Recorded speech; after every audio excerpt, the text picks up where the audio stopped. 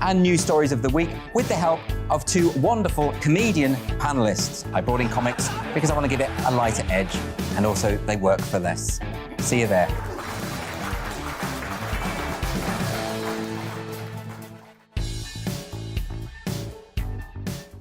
Join me, Arlene Foster, for the briefing on GB News. Every Friday at 3 p.m, I'll give you all the latest political news and analysis, and we'll have robust live debate. To make sure that you're caught up on all of the biggest issues of the day, we'll bring on experts in their field. I'll ask the questions that you'd like to ask. We're not afraid to tackle discussions from all perspectives, including yours. Don't forget, the briefing with me, Arlene Foster, every Friday at 3 p.m. on GB News. Hi there, it's Stephen and Anne. At breakfast from 6 a.m, you'll always be caught up with everything you need to know, the latest headlines, opinions and debates. We'll bring you the good news and the bad, but most of all, we're here for you. Remember, send in your views and let us know what you would like us to talk about. That's because we're your news channel. And every morning at 6 a.m, it's breakfast on GB News. Monday to Thursday on GB News, it's Bev Turner Today from 10 a.m. There's never been a more interesting but also critical time in British politics, and I can't wait to bring you the biggest stories of the day with the best factual accuracy and also a few of my own opinions thrown in. We'll engage in passionate but always polite debate with your thoughts and opinions at the centre of it all. Monday to Thursday, 10 till 12 on TV, on radio and online.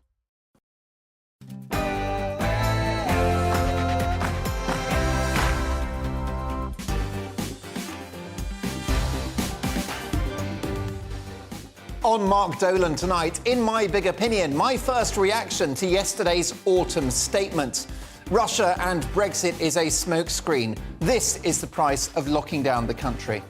My Mark Meets guest is the most swiped man on Tinder, Stefan Pierre Tomlin. He'll be giving me his top tips later in the show. In the big question, after Coronation Street run a storyline in which a character criticising political correctness is cast as an extremist, should soaps stay out of politics? And in the news agenda with my brilliant panel, are motorists being priced off the road? Are Christmas cards pointless? Do you still send them? And following the row between farmers and supermarkets over the supply of eggs, could we live without them?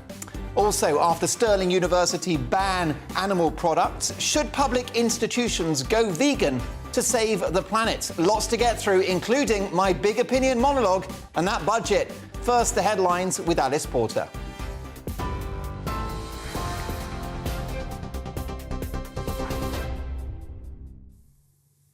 I'm Alice Porter in the GB newsroom. Labour leader Sir Keir Starmer has accused the government of locking the country into an economic doom loop. The comments follow the Chancellor's autumn statement yesterday. Meanwhile, the Institute for Fiscal Studies is warning the fall in living standards will be the largest since records began. Jeremy Hunt has defended his plans as the right thing to do, but Sir Keir says the fiscal measures will hurt the most vulnerable. The government yesterday, having done huge damage to the economy, has gone after working people again with stealth taxes and council tax increases and done nothing about non-dom status, the super rich who are not paying their taxes in this country. And they've got no plan for growth, so they're locking us in a doom loop. We would have put a plan for growth on the table that actually runs towards the challenges of tomorrow. A sexual predator has admitted to the murder of law graduate Zara Alina, who was brutally kicked and stamped on, then left for dead. Jordan McSweeney also admitted to sexually assaulting Zara Alina as she walked home from a night out in East London last summer. The 35-year-old from Dagenham was found by passers-by with severe head injuries. She later died in hospital. McSweeney had only recently been released from prison and had targeted more than one woman before. Detective Chief Inspector Dave Wellams says the Met Police are committed to tackling violence against women. Jordan McSweeney has pleaded guilty today to the most serious offences. He is clearly a very dangerous individual, and his guilty plea today means that he is certain to serve a considerable period of time behind bars. A person has been swept into the River Don in Aberdeenshire as heavy rain continues to battle much of eastern Scotland. Police and emergency crews are on the scene, where it's believed the person may have been trying to rescue a dog. Rest centres have been opened after flood warnings were escalated to severe. Aberdeenshire councils say river levels will peak later this evening. A coroner has ruled that police errors contributed to the deaths of a mother and daughter who were killed by the daughter's estranged husband. An inquest heard how in 2018, Raneem Uda repeatedly called the police after Jambaz Taran attacked her at a restaurant in Solihull. He followed her and her mother home, but officers failed to reach them in time before they were murdered. The family said Ms Uda had previously contacted police about her abusive relationship, but little action was taken. West Midlands Police has apologised to the family. Civil servants in the Home Office, Border Force, Department for Transport and DEFRA are to take industrial action in a dispute over pay. The PCS union has been calling for a 10% pay rise for its members, but this was rejected by the government. It's planning 1 month of what it calls sustained industrial action from mid-December, which will affect ports, borders and other areas of transport. And King Charles has banned foie gras in all royal residences. He's understood to have been a long-standing opponent of the food made from the liver of duck or goose.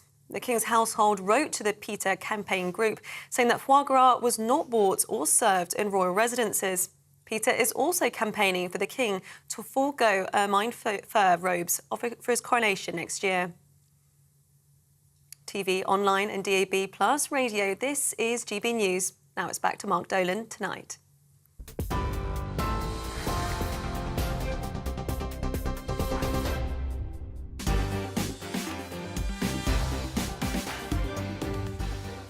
Alice returns in an hour's time. Welcome to Mark Dolan Tonight. In the big question, after Coronation Street run a storyline in which a character criticising political correctness is cast as an extremist, should soaps stay out of politics? What do you think about Coronation Street and EastEnders getting involved in the political situation? In the news agenda with my panel, are motorists being priced off the road? Are Christmas cards pointless? Do you still send them? And following the row between farmers and supermarkets over the supply of eggs, could you live without them? Also, after Stirling University votes to ban animal products, should public institutions go vegan to save the planet? Reacting to those stories and many more are my brilliant panel tonight of celebrity lawyer and ex-Tory MP Jerry Hayes, the leader of UKIP, Neil Hamilton, plus reality star and entrepreneur Aisling Horgan-Wallace. Just after 10, my Mark Meets guest is the most swiped man on Tinder, Stephen Pierre Tomlin. He'll be sharing his hot dating tips later in the show. I want to hear from you throughout the programme, mark at gbnews.uk. And this show has a golden rule. Do you know what that is? We don't do boring. Not on my watch. I just won't have it. So there you go, for the next 2 hours, big debates, big guests, and always big opinions. Let's start with this one.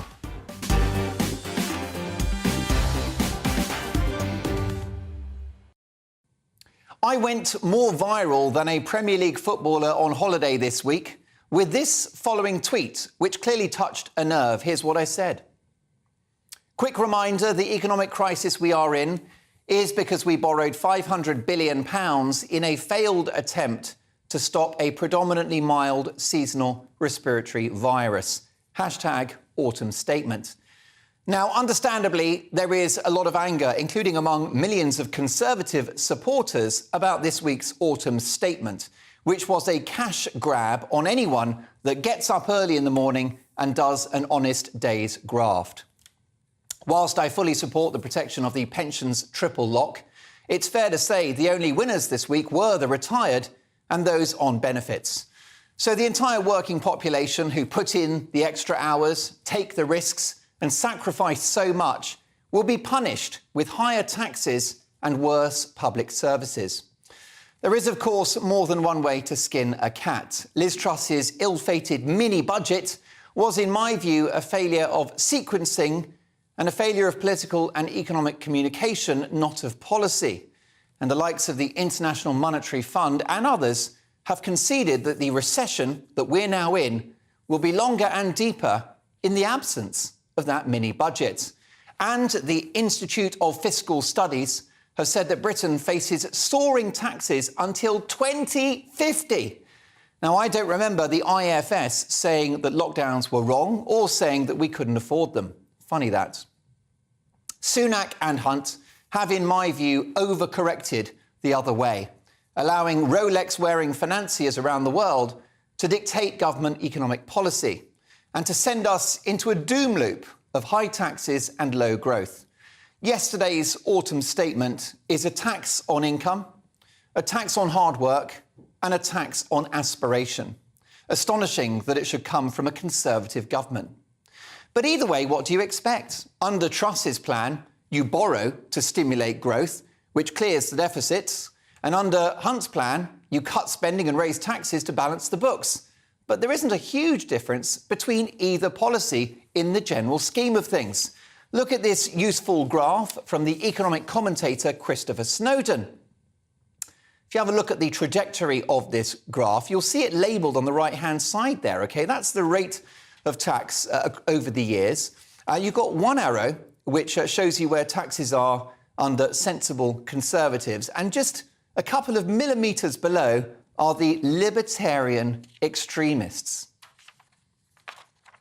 Very little difference. Here's the thing, folks. Everybody is missing the point.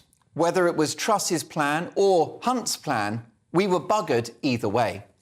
And it's not like some of us didn't flag this up in advance. Here is a transcript from a monologue I delivered on my old talk radio programme on Friday, the 20th of November, 2020, almost 2 years to the day.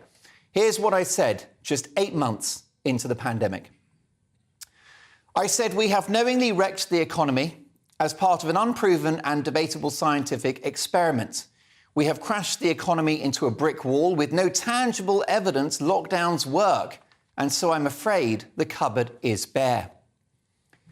We've been saying for months on this show that the COVID measures, which may or may not be the right measures, time will tell. I have severe doubts. But love them or loathe them, these measures have consequences, and those consequences are starting to be felt. Be clear, this is just the beginning. And be clear, our leaders chose this path. That was 2 years ago, folks.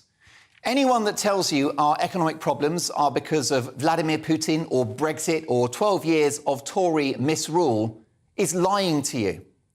Thick as pig shit economists, calling themselves professors with letters after their name, patronised me in early interviews during the pandemic, telling me not to worry my pretty little head about the debt.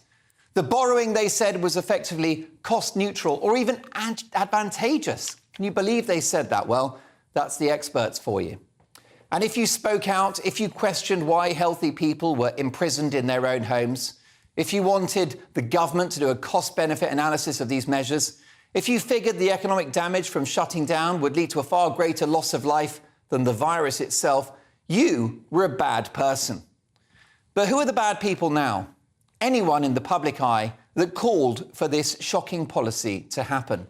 Not once, not twice, but 3 times, including various TV presenters, journalists and commentators. We know who they are, as well as Boris Johnson, who needlessly folded to Sage, and the cervix-free leader of the opposition, Sir Keir Starmer, who wanted more.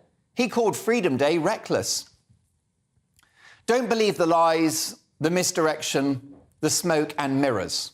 The smoking gun is our disastrous overreaction to a seasonal respiratory virus which was never going to be stopped. Forget Putin, Brexit, or pre-pandemic economic policy. The elephant in the room is lockdowns, tusk, tusk. And I'm no Dumbo. This elephant has a long memory, and you should see my trunk.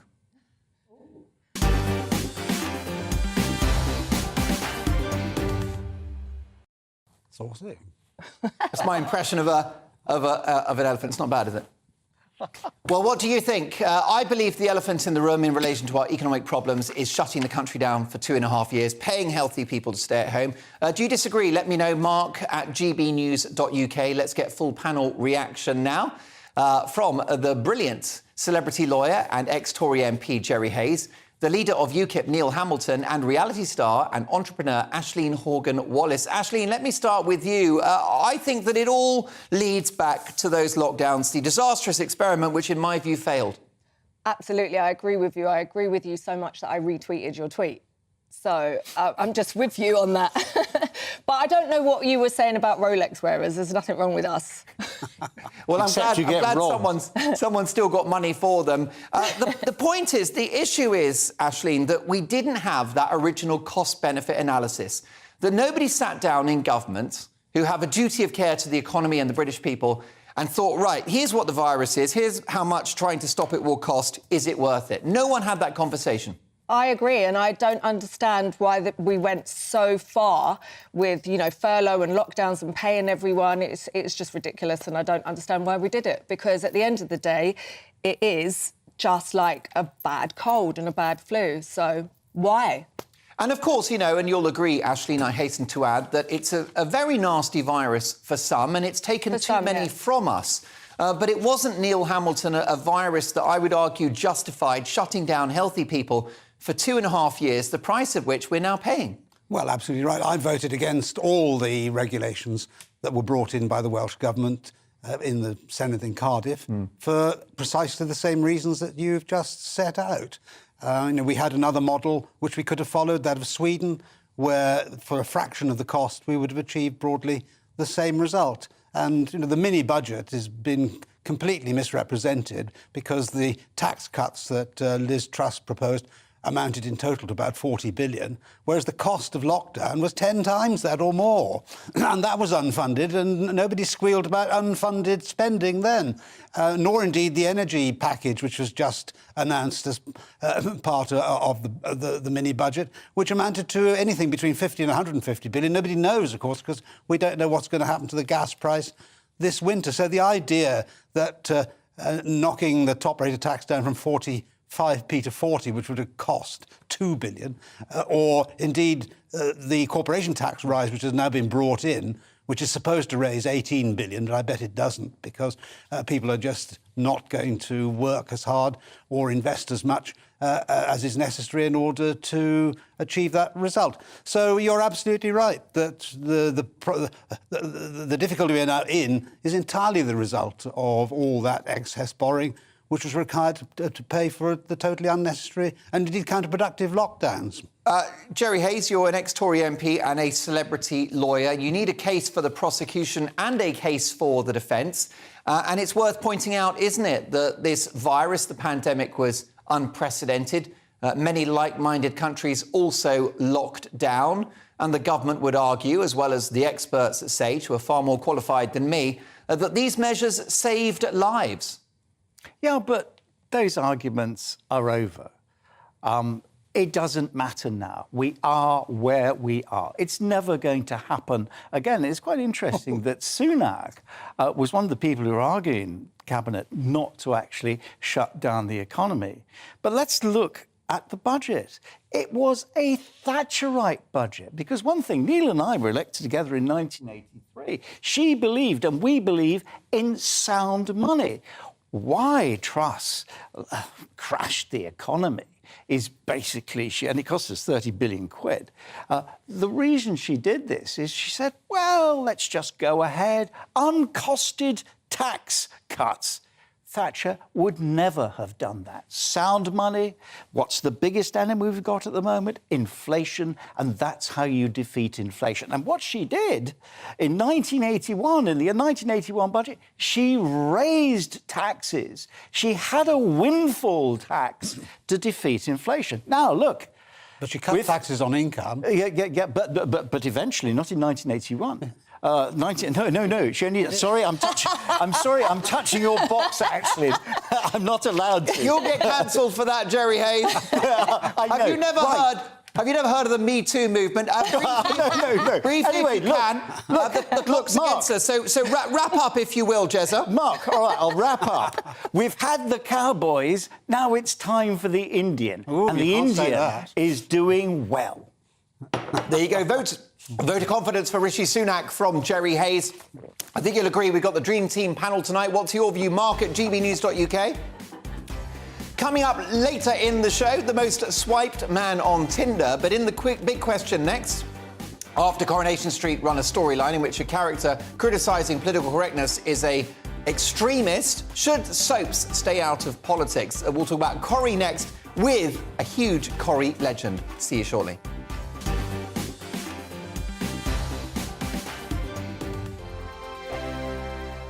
Every morning from 6 o'clock, we'll wake you up with GB News Breakfast with all the stories you didn't know from the night before. So whether it's serious news, entertainment, or your own views from all over our great nation, we're here to kick off your day with a smile. The national media should be reflecting and reporting what's happening here. You will notice the northwestern accents. Whether you're with us on TV, radio, or online, every morning it's breakfast from 6 a.m. Hope you can join us.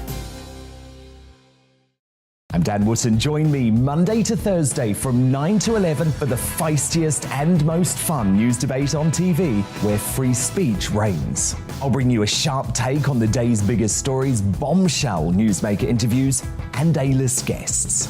And I guarantee you, no spin, no bias, no censorship, and no reason to go to bed. That's Dan Wootton tonight, Monday to Thursdays from 9 on GB News. Hello, I'm Simon Evans. Join me on GB News for Headliners at 11 p.m, where I'll be joined by two of the country's top comedians as we take a look at tomorrow's newspapers tonight. If it's a big story, we'll be covering it, I guarantee, but we'll also have some fun along the way. That's GB News Headliners at 11 p.m. We won't put you to sleep, unlike some of the other paper review shows out there. So join us, 11 p.m, 7 nights a week. Hello there, it's Eamon Holmes here from Breakfast on GB News. We're not just on your television and your screens, you know. We're on DAB plus digital radio, so you can listen to your favourite shows on the move. If you've not yet listened to GB News Radio, it's very simple. We're on your radio player and TuneIn apps, on your smart speaker, phone or tablet, or online at gbnews.uk. Take us with you wherever you go. GB News Radio. You never have to miss a moment of the People's Channel. Join me, Arlene Foster, for the briefing on GB News. Every Friday at 3 p.m, I'll give you all the latest political news and analysis, and we'll have robust live debate. To make sure that you're caught up on all of the biggest issues of the day, we'll bring on experts in their field. I'll ask the questions that you'd like to ask. We're not afraid to tackle discussions from all perspectives, including yours.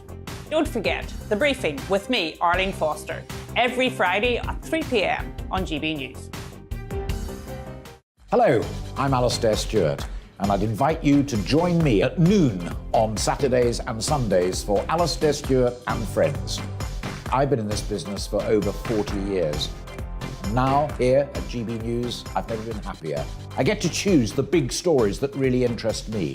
We hear what you have to say, and you hear what I have to say. I really hope you can join me, noon on Saturdays and Sundays.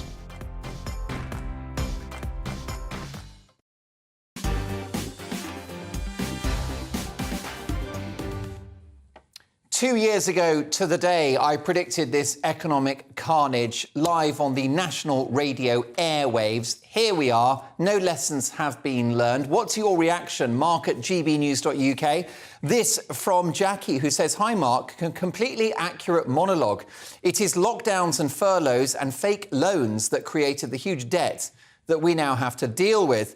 What did the work from home and furlough brigade think would happen? Now we all have to pay for it. How unfair. I never got furlough pay, nor did I get to work from home. Why have I got to pay?" And a similar theme from Clive, who says, "Hi, Mark. I'm an OAP. Last year, when inflation was 10%, we got 3.1% by way of a rise.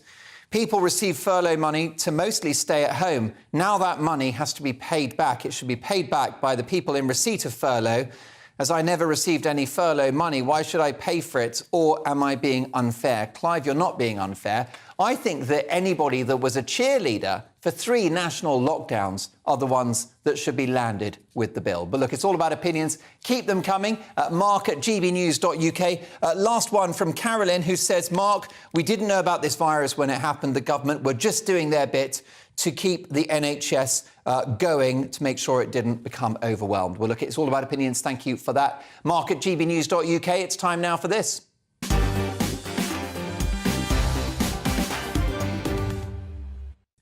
Yes, it's time now for the big question, in which we tackle a major news story of the day. Tonight, Coronation Street have hit the headlines with a new storyline about a character railing against political correctness who turns out to be a horrible extremist. Here's the reaction of top commentator and star of the Lotus Eaters podcast, Connor Tomlinson. Here's the tweet, which went viral. Coronation Street tonight has a character talking about immigrants as invaders, the woke agenda, and films a police officer to keep his right to freedom of speech. Said character is a secret neo-Nazi who beats an Asian boy in the street. Blatant, well-poisoning propaganda. Well, that was a fiery tweet. So is this blatant propaganda or fair comment? That's tonight's big question. Should TV soaps stay out of politics? To debate this, I'm delighted to welcome the author of that tweet, political commentator Connor Tomlinson, and Corrie legend, top actor and regular star of Dan Wootton Tonight, Charlie Lawson. Well, Connor, congratulations. You made some waves with that tweet. Why did you send it? Well, frankly, Mark, I was really annoyed specifically by one scene, and that was after he did this talk. The character's called Griff. This is the character who's been talking about the COVID vaccine spreading, quote-unquote, vaccine misinformation, which we covered on our podcast. We played the clip, and YouTube banned us for a week for playing the Coronation Street clip for vaccine misinformation. How ironic. After he came out of his talk in the community centre talking about the invading migrants, the woke agenda, well, he was confronted by a police officer because someone had dobbed him in for him and his mates dressing up in masks and beating up an Iraqi asylum seeker who's a young boy named Dayan. And it's quite funny because as soon as the police officer approaches him, they start filming the encounter, and the police officer says, "Oh, are you filming me?" And he goes, "Well, it's within his right to film him. I'm just protecting my freedom of speech." That thing, almost exact thing, happened to me outside the Conservative Party conference, where I was talking with a local Birmingham journalist who was discussing protest by a biblical preacher who was saying some very fiery things about the LGBTQ plus community. And she came up to me and said, "Do you agree with that?" And I said, "Well, I've just spoken to the LGB Alliance. They separate LGB and QT plus, so you might have to separate those. The plus might be insidious because of certain activists who want to normalise certain things like Gail Rubin." And the police officer came over to me in a now viral clip and said, "I will arrest you under the Public Order Act if you continue your conversation because you've insulted this woman's sexuality." So what they've done here is they presented a character who's a secret neo-Nazi and said, if you film interactions like this, if you're like Lawrence Fox, GB News' very own, and film an arrest for a meme, well, it's secretly because you're hiding your neo-Nazi opinions. And it's just poisoning the well of people who don't watch GB News or don't watch podcasts like mine, who aren't politically in touch, and who will immediately go, "Oh, if you're trying to protect free speech, you must be a secret Nazi." I resent that. That's my livelihood. Charlie Lawson, you're an iconic figure from Coronation Street. I don't remember the script being that political back in your time. Good evening, Mark and Connor. Nice to meet you, Squire. That was some speech.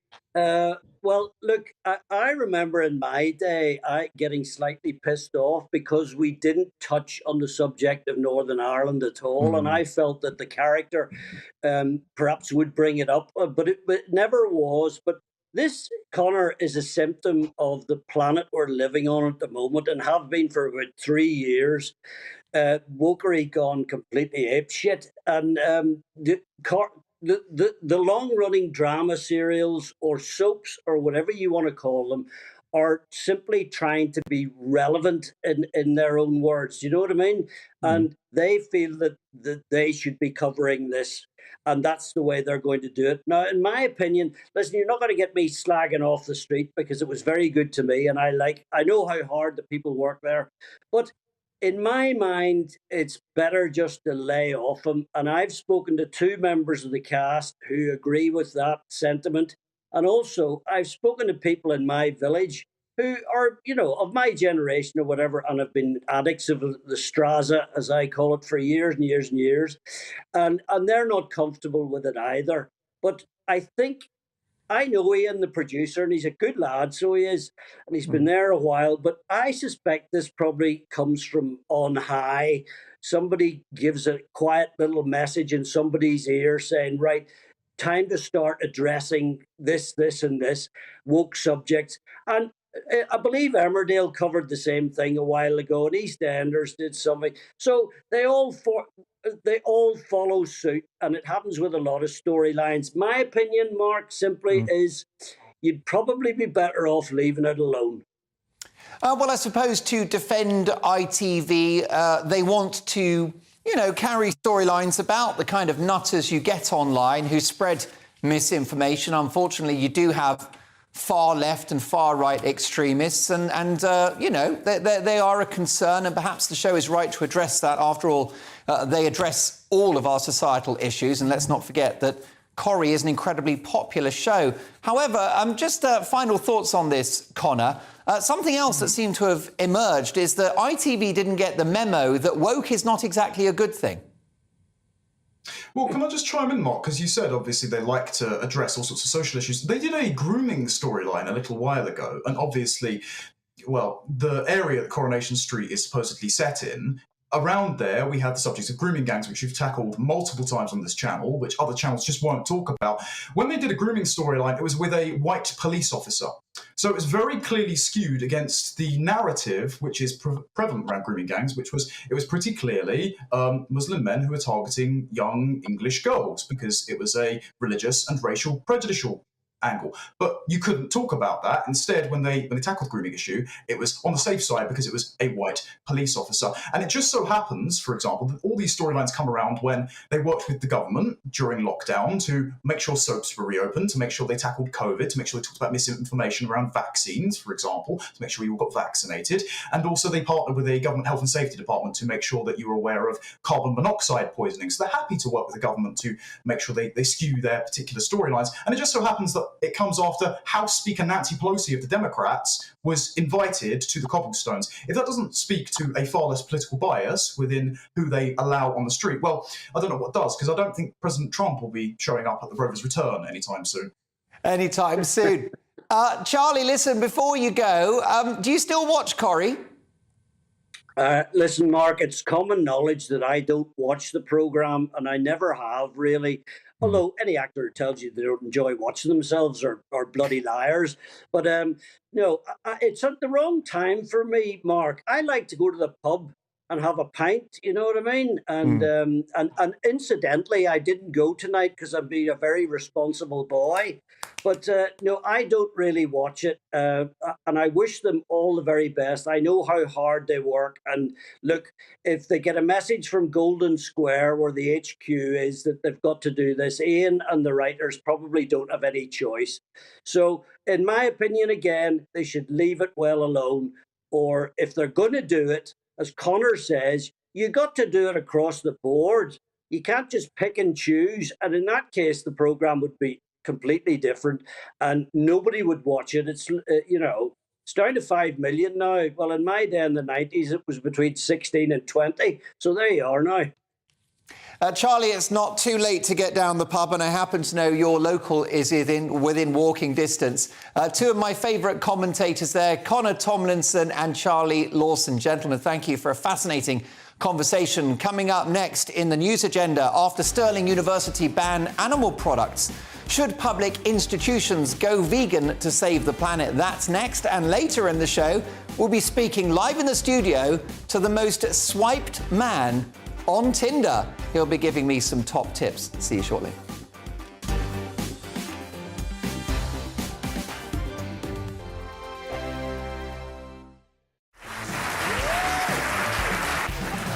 My name is Andrew Doyle. Join me every Sunday evening at 7 p.m. for Free Speech Nation. This is a show where we address current affairs and news stories of the week with the help of two wonderful comedian panelists. I brought in comics because I want to give it a lighter edge, and also they work for less. See you there.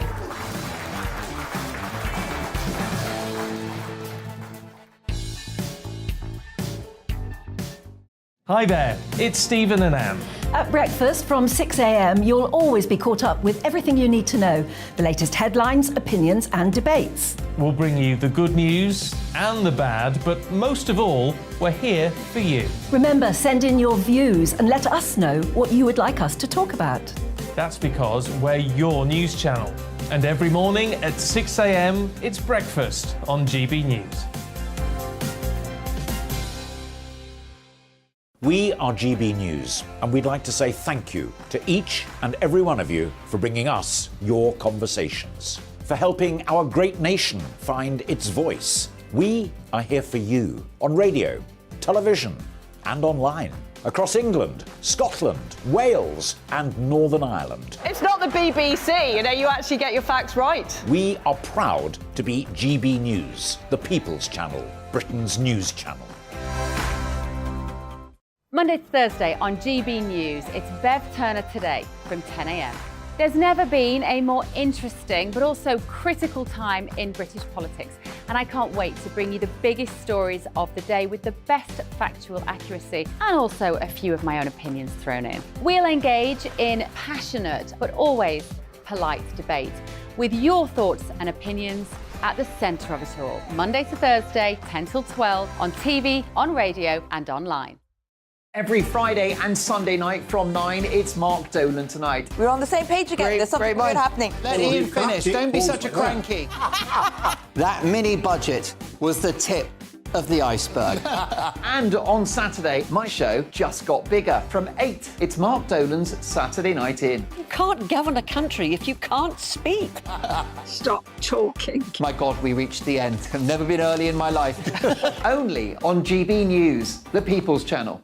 We are GB News, right across the nation. You can get us on television, on radio, on digital. We're absolutely everywhere. Amazing. You see, amazing. You remind me of me in the European Parliament. But here's the most important bit. We are not part of the mainstream establishment. We think and speak just like you do. We are the People's Channel. Magnificent. That's really, really thoughtful. Come and join us on GB News, the People's News Channel.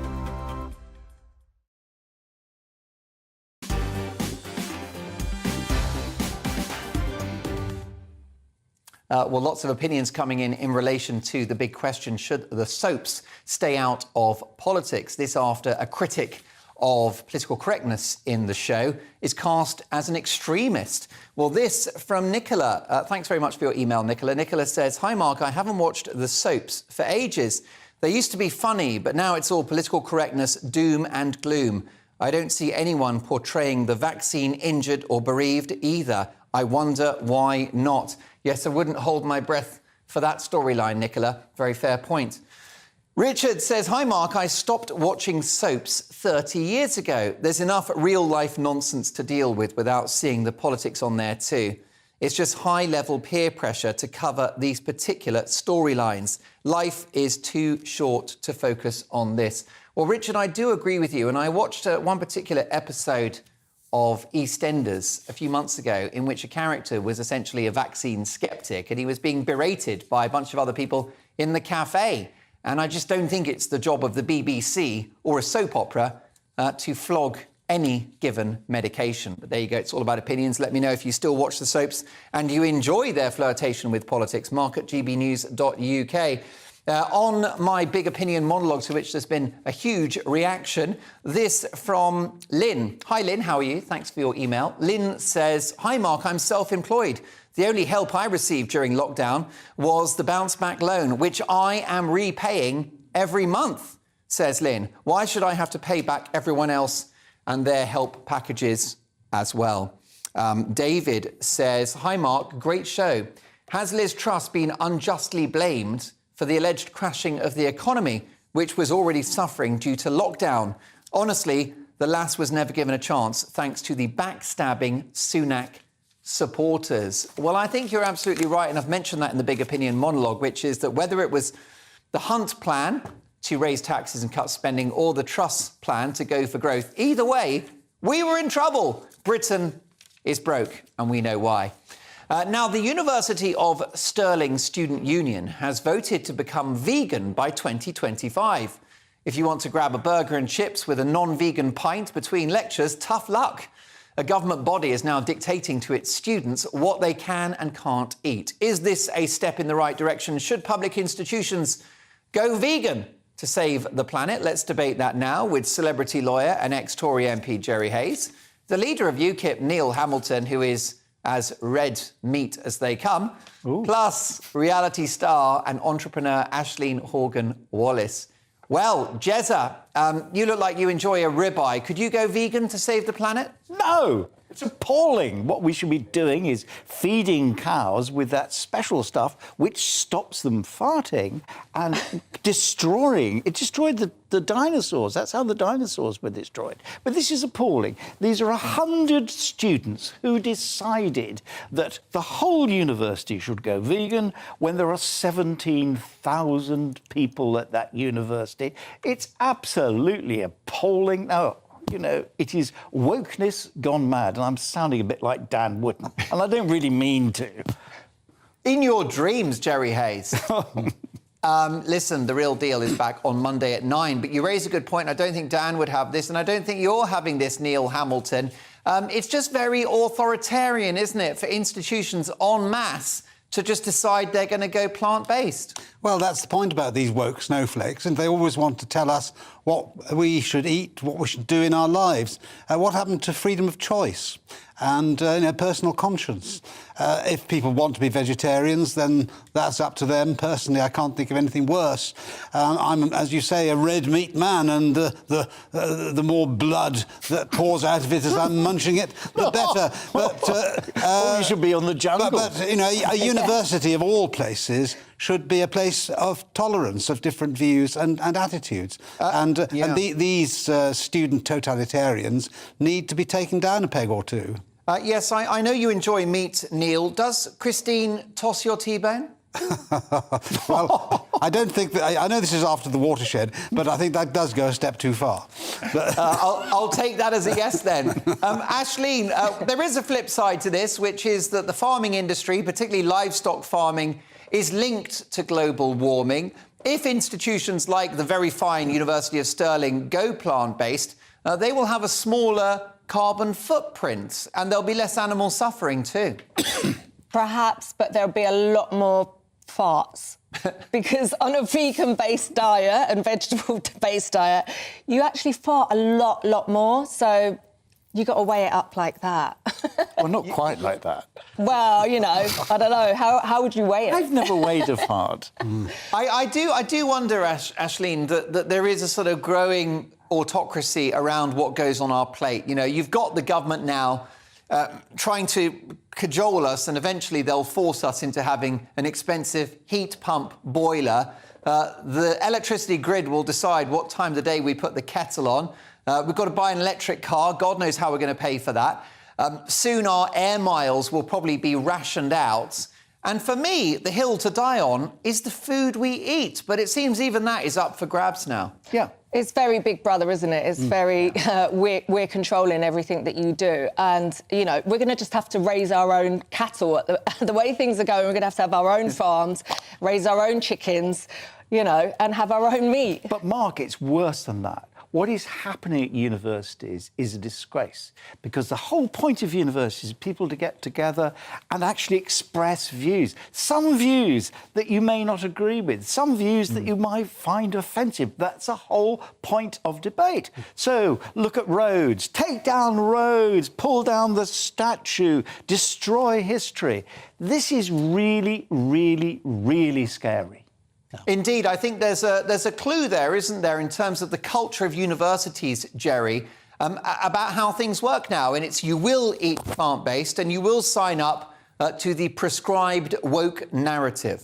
Yes. And it's wrong. I think it's an absolute liberty that only 100 people voted for this out of, as you said, out of 17,000 students. What about the rest of their opinions? Yeah, I believe in student democracy. I stood for the vice president of my university, Students' Union, and there was a typo in the Constitution which said we had to actually stand by ballet as opposed to ballot.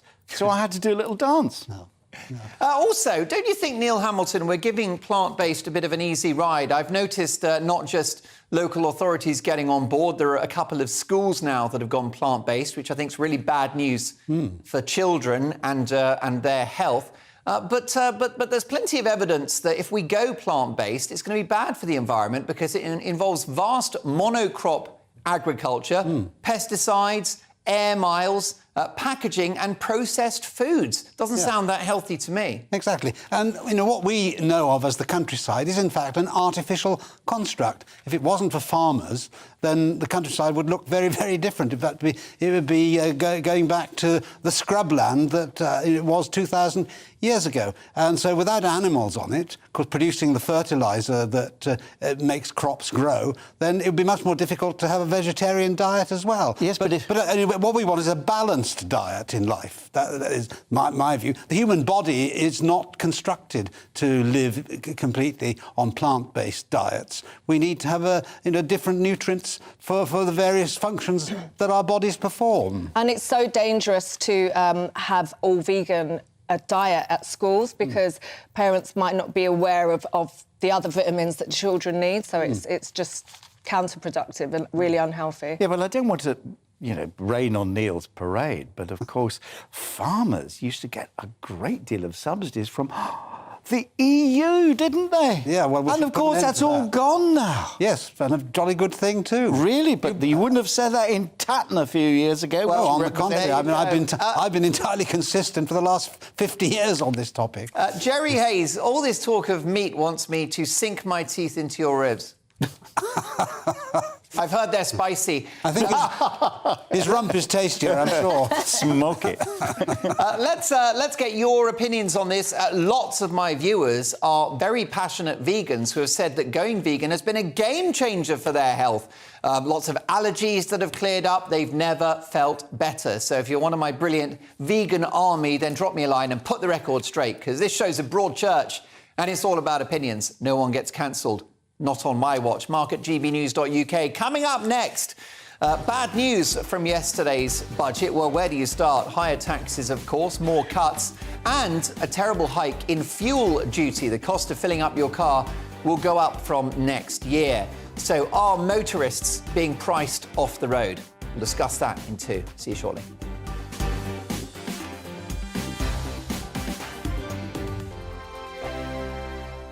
Join my show Farage, 7 p.m. till 8 p.m. Monday through Thursday. And there you will get opinion, analysis, debate, and I'll cover stories that nobody else dares to touch. You've been cancelled. Join the club. Oh, my goodness me. And then for the last 15 minutes, talking pints. We're over a drink. We have a civilised conversation with someone. We very often disagree, but we do it in a grown-up way. Come and join me on Farage. We are GB News. And we'd like to say thank you to each and every one of you for helping our great nation find its voice. We're absolutely everywhere. Across England, Scotland, Wales and Northern Ireland. On TV, on radio and online. We're proud to be the People's Channel, Britain's news channel. On the Mark Steyn Show, we cover the stories a lot of people are scared even to mention. The stuff that really matters with some of the world's biggest thinkers. Now is his opportunity to kind of take the steering wheel of history. Break away from the flop at 8 o'clock on GB News with the Mark Steyn Show. Monday to Thursday nights on GB News. At 6, it's Dubes & Co. 7 o'clock, Farage. At 8, join Mark Steyn. And at 9, Dan Wootton Tonight, followed by Headliners. On TV, radio and online. This is GB News. Hello, I'm Michelle Dewberry and you can join me every weekday 6 till 7 on Dubes & Kerr. Me and my panel will get stuck right into the day's events, and I can tell you, in fact, I can warn you, expect some robust debates, some strong opinions and perspectives from both sides of the fence. It's about you at home as well. I love to read out all of your comments, or at least as many as I can. So join me, Michelle Dewberry, Monday to Friday, 6 till 7 on Dubes & Kerr. I'm Mark White. As GB News Home and Security Editor, I cover those key issues that are so important to you. Our authorities, our communities doing all they can to combat violent crime. With the public services under unbearable strain, why are we still failing to control our borders? Defence, the first priority of any government, has been continually hollowed out. Can we trust our politicians to protect the armed forces? Join me, Mark White, on GB News. Hello there, it's Eamon Holmes here from Breakfast on GB News. We're not just on your television and your screens, you know. We're on DAB plus digital radio, so you can listen to your favourite shows on the move. If you've not yet listened to GB News Radio, it's very simple. We're on your radio player and TuneIn apps, on your smart speaker, phone or tablet, or online at gbnews.uk. Take us with you wherever you go. GB News Radio. You never have to miss a moment of the People's Channel.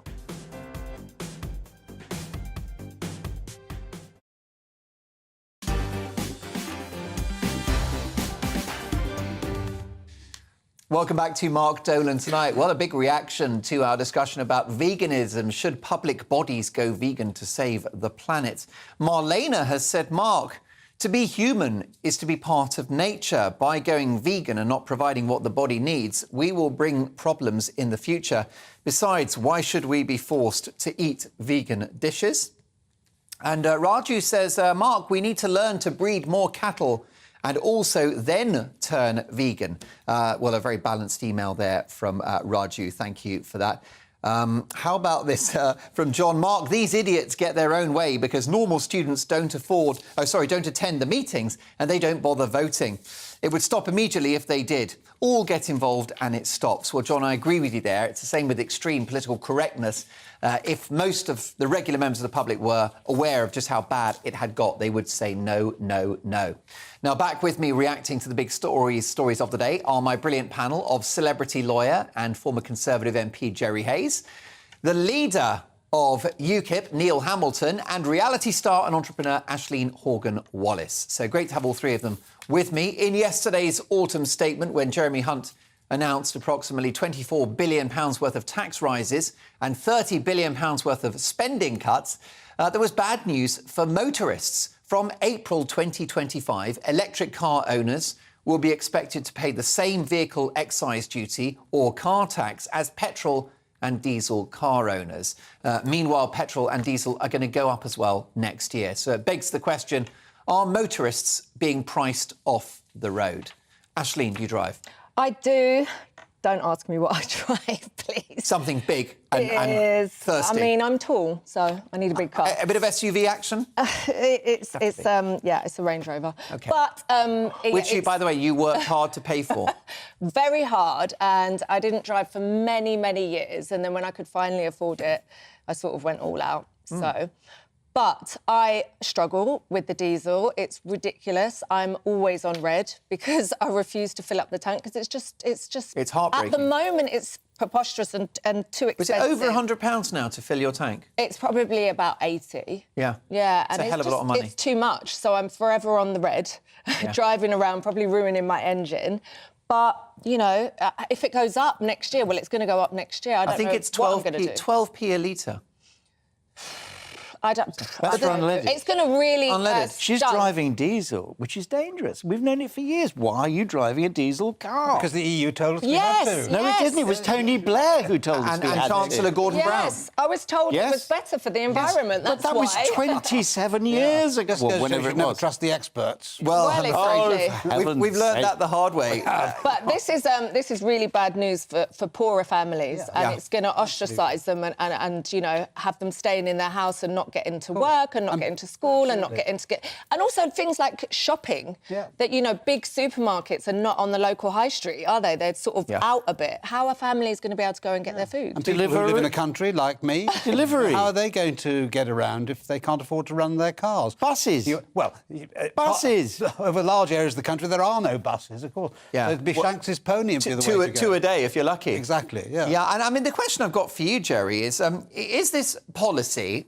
Or is it conspiracy? Are the state trying to get us out of our cars altogether? No, I don't think so at all. No, do. Don't you think that's the wider plan? I mean, you've got the 20-mile-an-hour speed limit. Oh, 20 an hour is very sensible. Well, Merton Council admitted this week that it hasn't saved a single life. Well, it should do, because I tell you, I do a lot of... Well, I don't do a lot of death by dangerous driving, but I just prosecute. I'm glad to hear it. And I deal with them. And every mile an hour over 30 is a killer.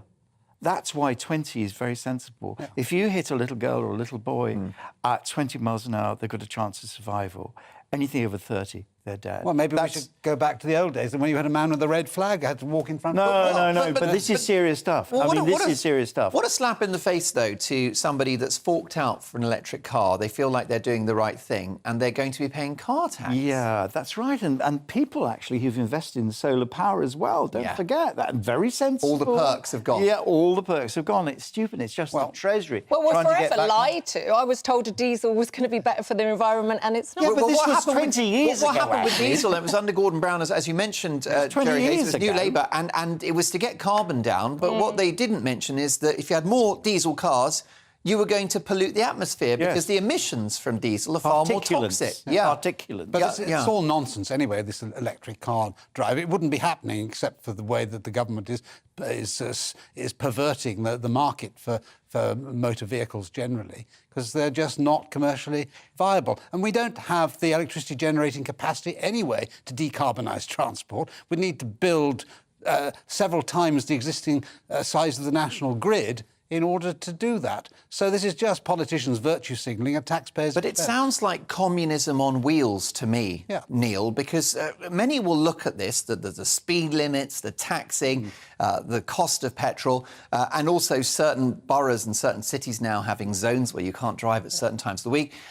Is it policy or is it conspiracy? Is there a wider plan to get us out of our cars? It's just the general madness of people who've got the power in their hands to take these decisions to bugger up everybody's lives, I think. I think you're right. I think they do want to get us out of our cars. But I think it's only going to be it's the World Economic Forum. You will own nothing and you will be happy. Exactly. You will get the bus and you will be happy. But I think 20-mile-an-hour zones are fundamentally very dangerous, because if you've ever tried to keep a modern car down to 20 miles an hour, you're concentrating on your speedometer all the time, not on the road ahead of you. So I'm amazed that there aren't more accidents. That's true. A friend of mine's got a Triumph motorbike, and if he goes at 20, it just falls over. Of course.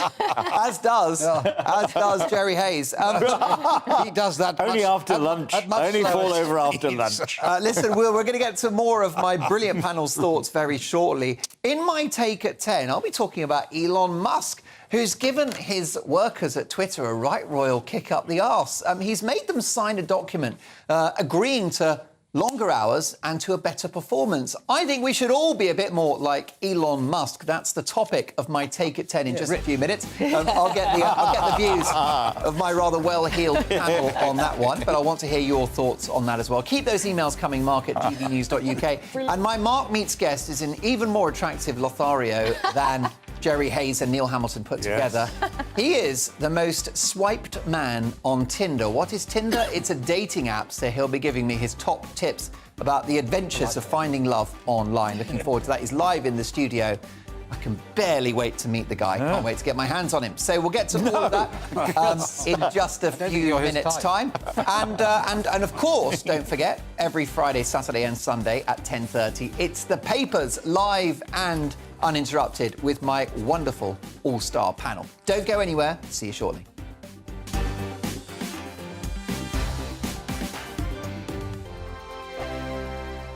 We are GB News, and we'd like to say thank you to each and every one of you for bringing us your conversations, for helping our great nation find its voice. We are here for you on radio, television, and online, across England, Scotland, Wales, and Northern Ireland. It's not the BBC, you actually get your facts right. We are proud to be GB News, the People's Channel, Britain's news channel. I'm Mark White. As GB News Home and Security Editor, I cover those key issues that are so important to you. Our authorities, our communities doing all they can to combat violent crime. With the public services under unbearable strain, why are we still failing to control our borders? Defence, the first priority of any government, has been continually hollowed out. Can we trust our politicians to protect the armed forces? Join me, Mark White, on GB News.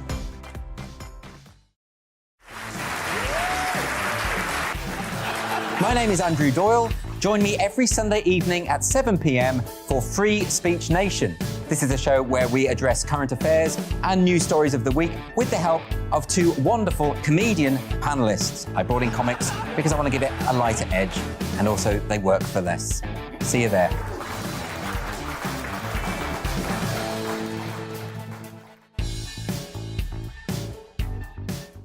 Join me, Arlene Foster, for the briefing on GB News. Every Friday at 3 p.m, I'll give you all the latest political news and analysis, and we'll have robust live debate. To make sure that you're caught up on all of the biggest issues of the day, we'll bring on experts in their field. I'll ask the questions that you'd like to ask. We're not afraid to tackle discussions from all perspectives, including yours. Don't forget, the briefing with me, Arlene Foster, every Friday at 3 p.m. on GB News. Hi there, it's Stephen and Anne. At breakfast from 6 a.m, you'll always be caught up with everything you need to know, the latest headlines, opinions and debates. We'll bring you the good news and the bad, but most of all, we're here for you. Remember, send in your views and let us know what you would like us to talk about. That's because we're your news channel. And every morning at 6 a.m, it's breakfast on GB News. Monday to Thursday on GB News, it's Bev Turner Today from 10 a.m. There's never been a more interesting but also critical time in British politics, and I can't wait to bring you the biggest stories of the day with the best factual accuracy and also a few of my own opinions thrown in. We'll engage in passionate but always polite debate with your thoughts and opinions at the centre of it all. Monday to Thursday, 10 till 12 on TV, on radio and online.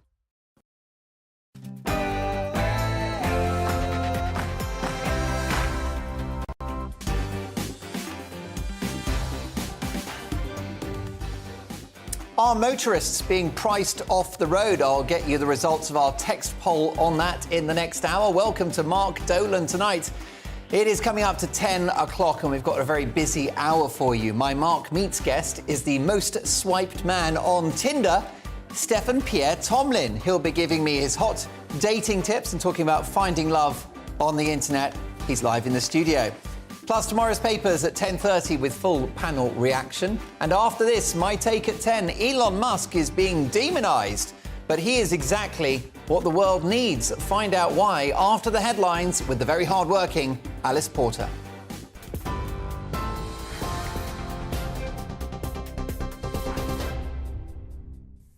I'm Alice Porter in the GB Newsroom. Labour leader Sir Keir Starmer has accused the government of locking the country into an economic doom loop. The comments follow the Chancellor's autumn statement yesterday. Meanwhile, the Institute for Fiscal Studies is warning the fall in living standards will be the largest since records began. Jeremy Hunt has defended his plans as the right thing to do, but Sir Keir says the fiscal measures will hurt the most vulnerable. The government yesterday, having done huge damage to the economy, has gone after working people again with stealth taxes and council tax increases and done nothing about non-dom status, the super rich who are not paying their taxes in this country. And they've got no plan for growth, so they're locking us in a doom loop. We would have put a plan for growth on the table that actually runs towards the challenges of tomorrow. A sexual predator has admitted to the murder of law graduate Zara Elena, who was brutally kicked and stamped on, then left for dead. Jordan McSweeney also admitted to sexually assaulting Zara Elena as she walked home for a night out in East London last summer. The 35-year-old from Dagenham was found by passers-by with severe head injuries. She later died in hospital. McSweeney had only recently been released from prison and had targeted more than one woman before.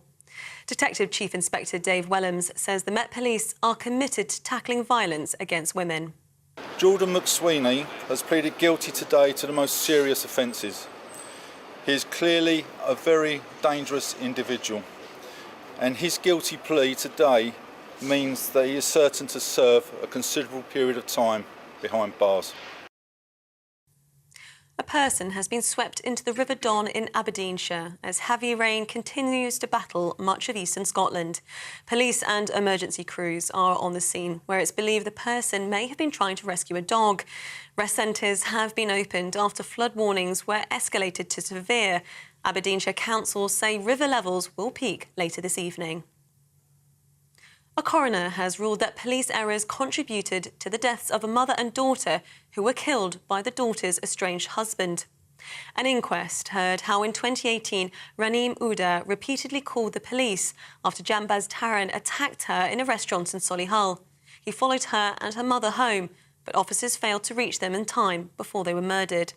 The family said Ms Ouda had previously contacted police about her abusive relationship, but little action was taken. West Midlands Police has apologised to the family. Civil servants in the Home Office, Border Force, Department for Transport and DEFRA are to take industrial action in a dispute over pay. The PCS union has been calling for a 10% pay rise for its members, but this was rejected by the government. It's planning 1 month of what is called sustained industrial action from mid-December, which will affect ports, borders and other areas of transport. King Charles has banned foie gras in royal residences. He's understood to have been a long-standing opponent of the pâté made from the liver of a duck or goose. The King's household wrote to the Peter campaign group saying that foie gras was not bought or served in royal residences. Peter is also campaigning for the King to forego ermine fur robes for his coronation next year. TV, online and DAB+ radio, this is GB News. Now it's back to Mark Dolan tonight.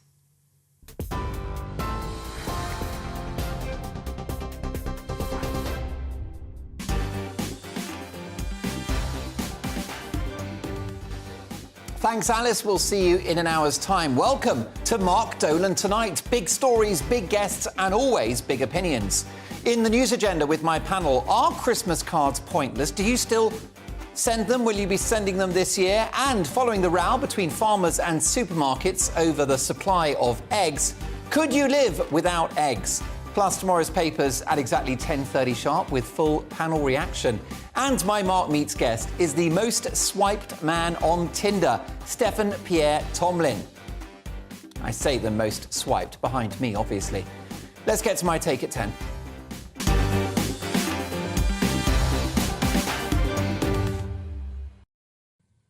A bit of tough love from the world's richest man, entrepreneur Elon Musk, who has asked staff at Twitter to sign a declaration committing to longer hours and a tougher work ethic as a condition of ongoing employment. Whilst he's been vilified and demonised by the left-leaning woke media in America and by some here in the UK, we need more Elon Musks, not fewer. Not just because with his purchase of this social media giant he seeks to restore free speech to the platform, but because his commitment to excellence in the workplace is something that all of us should be inspired by, particularly in the West, where we've become incredibly complacent, entitled and lazy as a result of decades of economic domination. But with rising economies like South Korea and India offering formidable competition to the West, and with China set to replace America as the world's largest economic superpower, we here in the so-called free world had better raise our game. Productivity in countries like the UK is pathetically low, with a workforce that post-pandemic still thinks it's in lockdown. Public services and even private companies have presided over a shocking decline in performance. And incredibly, despite our economic challenges, scores of people in this country who could work don't work. We currently have over 1 million job vacancies. It's no accident that Elon Musk, a man who may go on to become the richest person in history, is so successful. He has an incredible work ethic and asks as much, if not more, from himself than of his staff. And we need to see that in workforces everywhere. Britain is in the grip of a profound economic crisis. And as we know, there's no more money to be borrowed and there's not much more spending that can be cut. We've got to grow, grow, grow. And that's by all of us being a bit more Elon Musk. We've got to snap out of the spell that COVID has cast upon millions of British workers. Have you tried getting a passport recently or getting your driver's licence processed? Call centres are now a nightmare and shops have slowed down. Customer service has, in my view, gone back 20 years. Well, we've got to raise our game. We've got to get back to the office, put in a proper shift and rebuild the country as we did after the war, through hard work, grit and determination. If we don't improve our national work ethic and adopt the positive, strong ambition and vision of the likes of Elon Musk, then we're in trouble. Britain is a country I love, but it's becoming the lazy man of Europe once again. It's time to get off the sofa and get back to work. And if not, you're fired.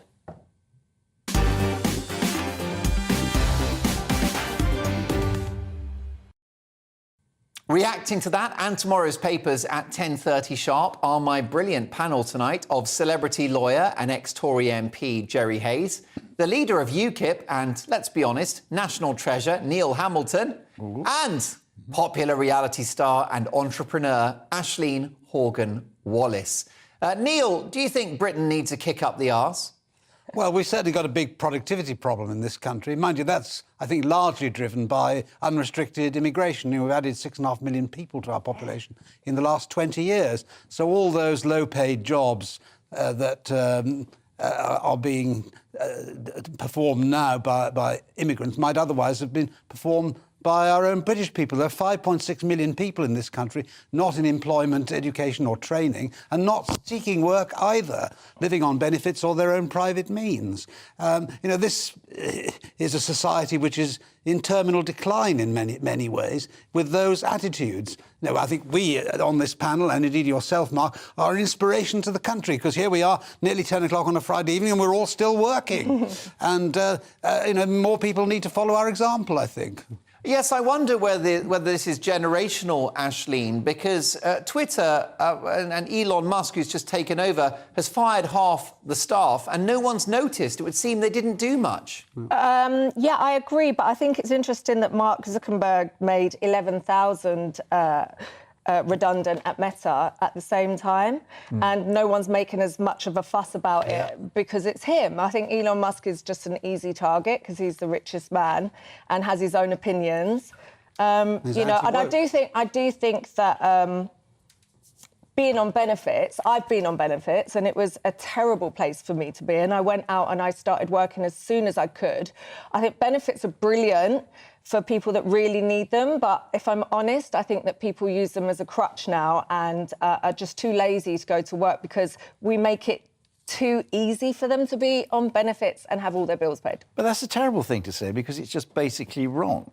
Well, it is. I mean, it really is. So. And I think it's a terrible insult to say to people who No, some people, not all. Some people do use it as a crutch. And so how are you going to determine who those some people are? I think they should determine it themselves. I think they should stand up and say, you know what, I can go to work if they can. Well, and go and get a job. exactly why Jeremy Hunt in his budget said, right, 600,000 people are going to have to go, 600,000 people are going to have to go. I'm sorry, I'm touching your box again. I shouldn't be doing this. Right, we've got it all on video. Yeah, OK, all right. But look, 600,000 people are going to have to go to job coaches. 1 in 5 people in this country are inactive. For jobs. And that's really scary. We've got the lowest level of unemployment, it's about 3.6% we've ever had. When Neil and I were in employment, there was over 1 million people who are unemployed. And this is one of the difficulties that we've got at the moment. And for Neil to say, oh, well, we don't need the immigrant workers. Well, we actually do, because who's going to pick the potatoes? But that's what I'm saying. People should go and do picking the the potatoes and not be on the benefits. But they're not going to be doing it. But they should. We're 50,000 nurses short.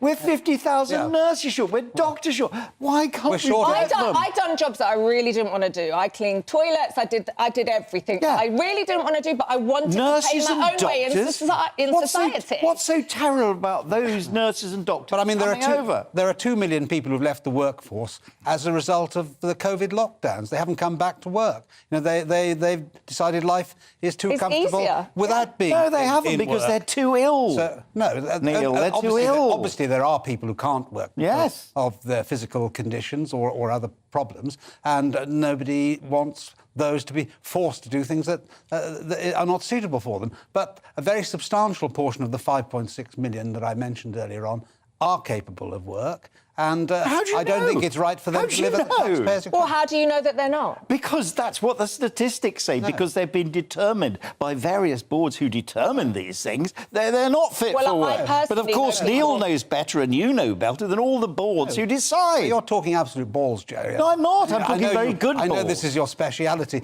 but a very substantial proportion of that 5.6 million are capable of work. How do you know that?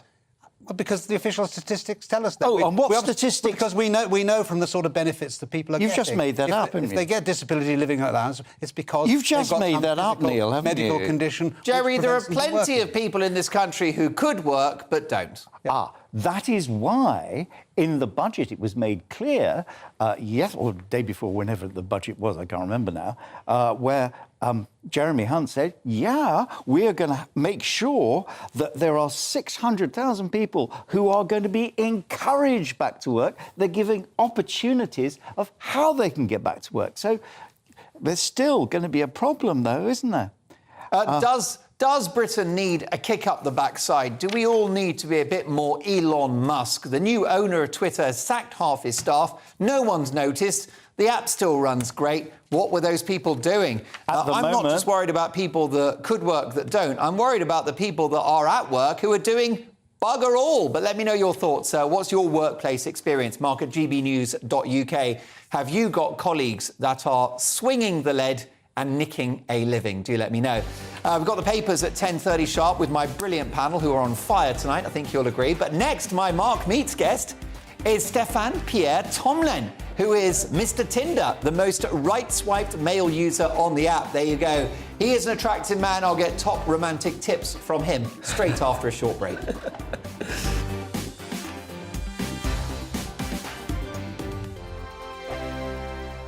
My name's Tom Harwood, and join me 9:30 a.m. every weekday for The Briefing, your one-stop shop for everything you need to know about what's going on in politics today. I wonder if this is a deal that might need to be like the biscuits in this factory, twice baked. Is there not an opportunity here to win out against the extremes? Tom Harwood, GB News. What are you going to do about it? Things should have been done differently, and they certainly are being done differently. Don't miss it. The Briefing with me, Tom Harwood, 9:30 Monday to Friday on GB News. Hello, I'm Alastair Stewart, and I'd invite you to join me at noon on Saturdays and Sundays for Alastair Stewart and Friends. I've been in this business for over 40 years. Now, here at GB News, I've never been happier. I get to choose the big stories that really interest me. We hear what you have to say, and you hear what I have to say. I really hope you can join me, noon on Saturdays and Sundays. Join my show Farage, 7 p.m. till 8 p.m. Monday through Thursday. And there you will get opinion, analysis, debate, and I'll cover stories that nobody else dares to touch. You've been cancelled. Join the club. Oh, my goodness me. And then for the last 15 minutes, talking pints. We're over a drink. We have a civilised conversation with someone. We very often disagree, but we do it in a grown-up way. Come and join me on Farage. I'm Mark White. As GB News Home and Security Editor, I cover those key issues that are so important to you. Are authorities, are communities doing all they can to combat violent crime? With the public services under unbearable strain, why are we still failing to control our borders? Defence, the first priority of any government, has been continually hollowed out. Can we trust our politicians to protect the armed forces? Join me, Mark White, on GB News. I'm Mark Dolan. Join me at 11 on GB News for Headliners, in which I'll be joined by two of the UK's top comedians discussing tomorrow's papers. If it's an important story, we'll cover it, but we'll have some fun along the way. Headliners, the late-night paper review that won't send you to sleep like the others will.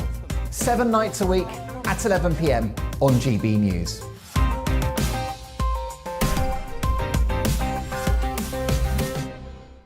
We are GB News, right across the nation. You can get us on television, on radio, on digital. We're absolutely everywhere. Amazing! You see, amazing! You remind me of me in the European Parliament. But here's the most important bit. We are not part of the mainstream establishment. We think and speak just like you do. We are the People's Channel. Magnificent. That's really, really thoughtful. Come and join us on GB News, the People's News Channel.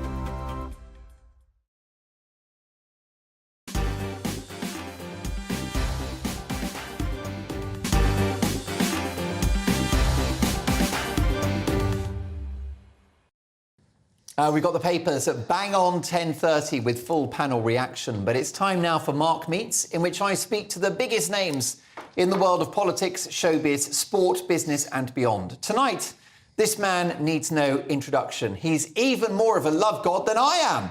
The most swiped man on Tinder, Stephen Pierre. What a gorgeous French name that is. Tomlin, Stephen Pierre Tomlin, welcome to the show. Thank you so much, Mark. It's a pleasure to meet you. It's a thrill to have you on the programme. Now, have you always been attractive to the opposite sex? Yes, I have. I had to think about that. Because you're modest, that's why. Yeah. That's attractive too, isn't it? Open-minded, but yeah, opposite sex for me. When did it start? When were you turning heads? Was it your teens? No, actually, I think growing up, to be fair, I wasn't very popular at school. I was, popular in the sense of getting on with everyone, but not with the girls. They actually used to bully me. So, yeah, I had like really big teeth, big forehead, and I was really thin. So I wasn't that popular. So it sort of happened when I started modelling at about 17 in the teens, college days. And what happened? You kind of grew into your features, did you? Yeah, I mean, obviously everyone used to bully me with having big Bugs Bunny teeth, right. Which is funny because now everyone wants big teeth. Yeah. And I think when you've got a small head and you're small and you've got big teeth, it looks funny. Yeah. But as you get older, you grow into your teeth and, yeah, as you can see, everyone wants my teeth. So, is there any element to which when the girls bullied you, you get your revenge on Tinder? No, I wouldn't say so. I mean, Tinder just happened by a work colleague just recommending it to me, and I kept declining it. And one day I just was like, all right, let me try it out. I think I'd done a reality TV show called First Dates. Yeah. So I was quite recognisable. I think being on the app, doing modelling campaigns around the country as well, it gave me an advantage over everyone else, and I got more swipes. I think it sort of provoked the algorithms. Yeah, it probably did. How did you get into modelling? How did that come about? So I was 16 years old, worked in Hamleys, the toy shop, and I was walking down on lunch break, and I got scouted by Abercrombie & Fitch. Amazing. And I said to them... Which is like a fashion retailer. That's correct, yeah. But they had, like, good-looking people on the door. Yeah. And I said to them, I don't want to do it because I hate my feet, and you had to wear sandals. So they said, no, don't worry, come in for an audition, and we can sort of compensate and give you Converse. So I went there, they gave me Converse, and I was on the door with Oliver Cheshire for 3 years after that, and got quite a few modelling contracts by being in store. So. Right, so people would go in from the industry and they'd see you and they'd say, can we have your number? We want you to be a model. And I got a few agency deals from there too. So. And do you make a bit of dosh with that? Yeah, I mean, it took 10 years. I'm 32 now, so I've modelled for Dior, Julian MacDonald, Burberry. That'll do. Boohoo, yeah, some big brands. What's the trick to modelling? Have you got to, like, pull a certain face? Is it about the posture? Yeah, have you seen that Blue Still, what's his name? Is it the Ben Stiller comedy? Ben Stiller, yeah. So it kind of comes from there. I mean, it took me 10 years. It's a bit like acting. You sort of got a certain a pose that you pull, and you're selling to an audience. Most people think you just stand in front of a camera, but it's actually like the camera's like 30 million people, so you really got to like stern your eyes. And I've got this bite, clench your jaws look. Do you want me to do it? Yeah, please. Yeah, go on. Oh yeah, I'll take that. Yeah, something like that. I'm swiping that all day long. Okay, well look, Sebastian. Okay, let's have a look at this. So I've got to tighten up the... basically, I'm imagining I'm chewing myself, is that it? Yeah, so you sort of suck your cheeks in at the same time. It's sort of it's a bit like when you're younger and you ate a really nice slice of pizza and bit your cheek at the same time. Not bad, getting there, yeah. Right, girls, what do you think of that? Mark at gbnews.uk. You look excited. Yeah, for sure. You've done a good job. Oh, thank you so much. I'm very lucky, blessed with good looks. So you joined Tinder. What was your love life like before Tinder? Had you already had lots of girlfriends? Were you already on the circuit? Well, no, not really. I was out clubbing. I used to be a club promoter, so was quite popular. You were kind of working most of the time by the sounds of it. Yeah, I started working from the age of 13 on a market stall, so I've always been sort of working. Then I worked in retail, but yeah. So there wasn't much time for girls, really? Not really. But yeah, I was out promoting and I was in the company of girls and just had fun getting drunk and stuff, and then I started doing dating shows. And then it led to Tinder. What were your first impressions of Tinder? And for those that don't know, what is Tinder? So Tinder is a social dating app which is very addictive. And it's on your phone or the computer? Only on your phone. You swipe left if you don't like someone. It throws pictures at you. It's quite smart how it matches you though, because it goes through your Facebook and then it sort of links you in with a mutual friend or the Facebook groups that you've liked. So the people it throws at you is in interest of your Facebook group. So it's like a good matchmaker, really. It's like the best ever auntie. Yeah, my aunt is Stefan Pierre, you'll love this girl. She's got the same hobbies as you and she's your type. That's it. I mean, yeah. Like that. You can be quite smart with Tinder as well. So you can like pay for Tinder Plus, which allows you to move your passport around the world. So let's say you're into horse riding or like myself, I fly planes. Yeah. You could put your pin into an airfield where you learn to fly planes, set the proximity to 1 kilometre with aviation-related bio, and then you can actually match people on that airfield that aviation related. That is remarkable. Obviously, other dating apps are available. There are lots out there, and they all offer different things. But Tinder has become a phenomenon, hasn't it? Is it good or bad for society? I think it's good, actually, just because what I found is when you go clubbing, for instance, you always find the same type of person that's clubbing. But what Tinder allows, or any of the online apps, is it actually allows you to meet someone that you actually are interested in. So you can meet someone with the same hobby as you. You can meet someone in whatever part of the world you want to meet them in, and by age as well. So it's very specific, it's very targeted, instead of just...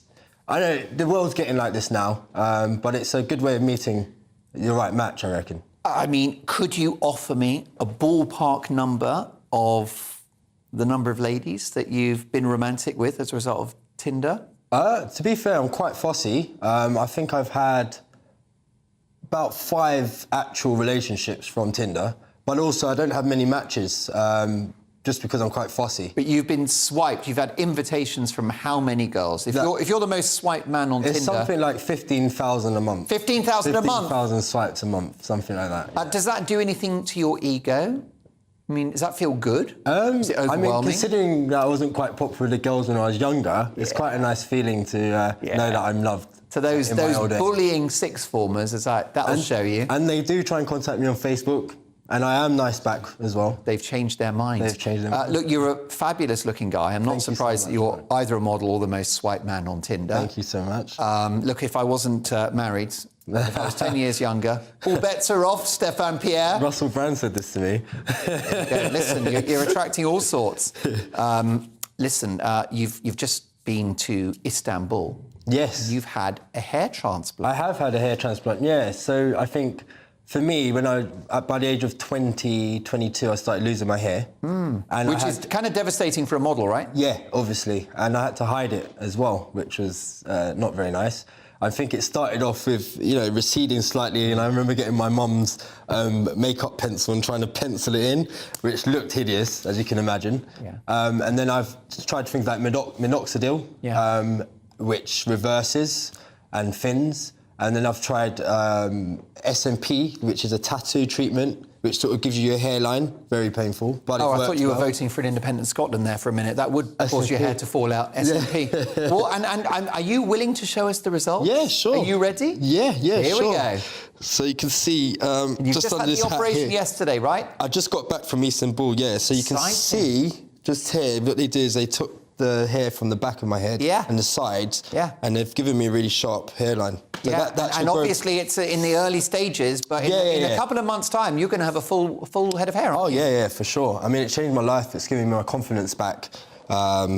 I even wore a hair system before, which is sort of like a wig. Right. And obviously, you can't go underwater with it, and it's not so good for you. Let me tell you, you're decent looking. You're a great guy as well. Thank you so much. Your charm goes beyond that face. Thank and you that so winning much. smile. It really means a lot. What about that? So we should mention where you had it done, which is Dr. Hill in Istanbul, and they've got a London clinic as well, Dr. Hill. Yeah. You're going to go on TV. You're making an exciting appearance on reality TV as a surprise bombshell guest, and that's on the 11th of December. We're not allowed to say which show, but you can put two and two together, and that's brilliant. Plus, you're a music star as well. So how can people hear your music? Let's get a plug in for that. Yeah, sure. So I've got a track at the moment called Girls Go Mad. It's a garage track. It's on Spotify, Apple, all the major music Girls platforms. Go Mad? Girls Go Mad, it's called, yeah. All 15,000 of them, every month. So, yeah, I'm actually making new music at present. I'm working and writing with Steve Norman from Spandau Ballet. Spandau Ballet, legend. And also DJ Ironic, which has some crazy number ones from back in the day. So we've got some new sounds coming for everyone. All the big names. Stephen Pierre Tomlin, thank you so much for joining us, and thanks for the top tips in how to look sexy and brooding. Let's just give that one more go now, because I feel like I'm limbered up. Yeah. You've got to remember the eyes as well. There you go. Listen, I tell you what, we better go, otherwise I'm gonna upset viewers, aren't I? Look, we've got the papers next. See you in 3.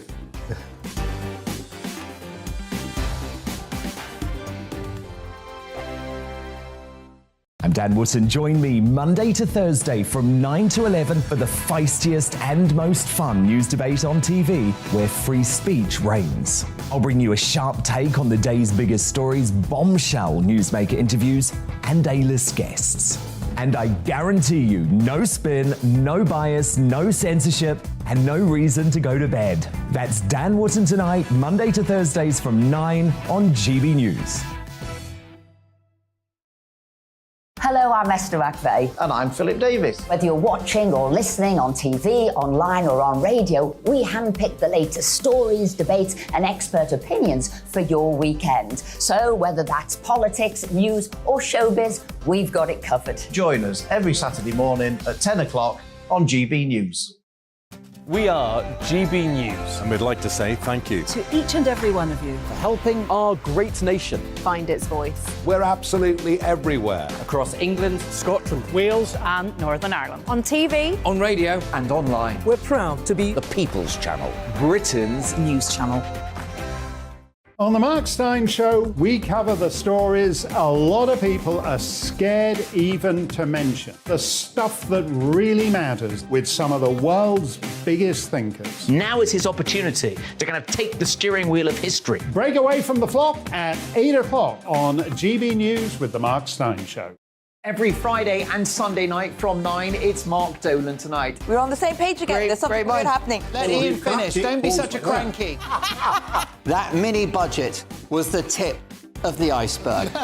And on Saturday, my show just got bigger. From 8, it's Mark Dolan's Saturday Night In. You can't govern a country if you can't speak. Stop talking. My God, we reached the end. I've never been early in my life. Only on GB News, the People's Channel.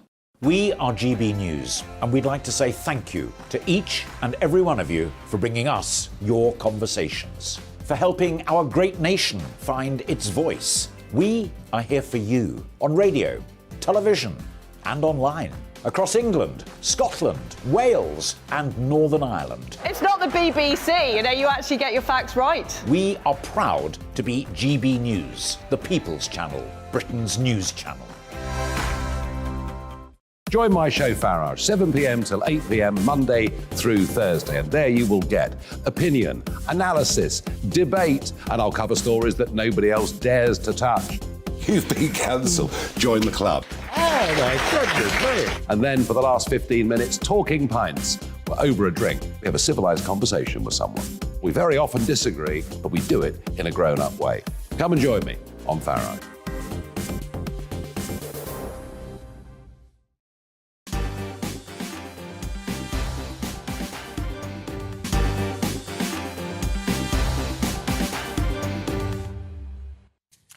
Well, I think it's time that Britain got moving, that we tackled our economic challenges by lots of people getting back to work and putting in a proper shift. That's the view of entrepreneur Elon Musk, who sent an email to his staff saying that unless they sign up for longer hours and a tougher work ethic, they'll be fired. Look, I think with low productivity and economic problems, that's the only answer. But Alison disagrees. Alison says, here we go again. Mark Dolan is on TV, so it's time to kick the sick, the disabled and the weakest in our society. Time to talk down our great British workforce. FFS, Mark, haven't you got anything better to say? Start with yourself.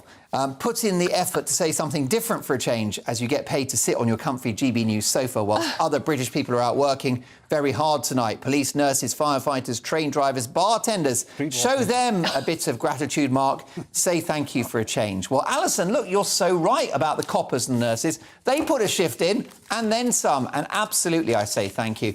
And also, if you're too sick to work, that's what the state is for, to look after you. My concern, Alison, is those who can work who don't. But I do appreciate your point and do keep emailing the show.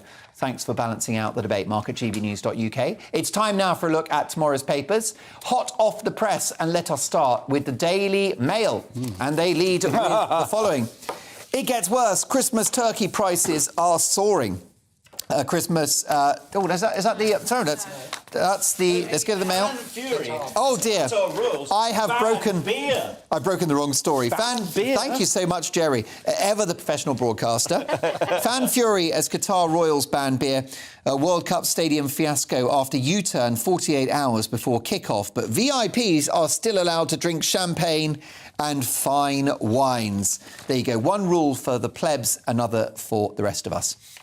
Now let's get to the Express, a story I've just accidentally broke. It gets worse. Christmas turkey prices soaring. And Viva Adele, nervy but back in Vegas. The Daily Telegraph now. Sunak, my fears for the safety of women. Rishi Sunak has revealed his concerns about the safety of women on the streets of Britain. Discussing his approach to crime for the first time since he entered number 10, the PM told reporters he was influenced by emotional motivations such as the safety of his wife and daughters, who are named Krishna and Anushka, who are 10 and 11 respectively.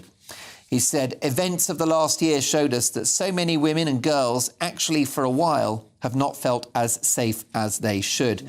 Council tax bills set to double for second home owners.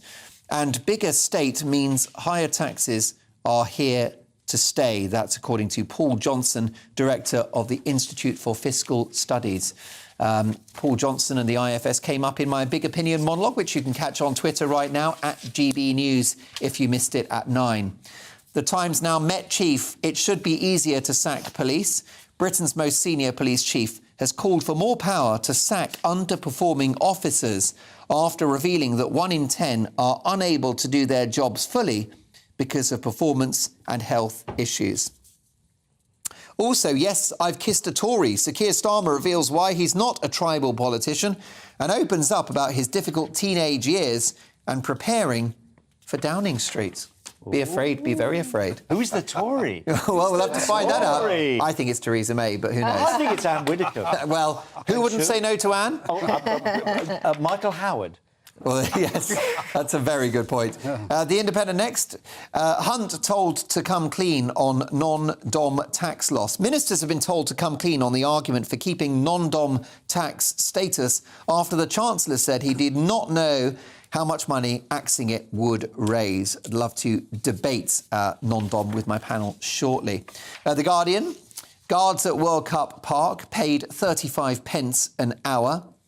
And will Qatar ruin brand Beckham? A connected story there on the front page of the Guardian. Also, Jeremy Hunt faces Tory right rebellion.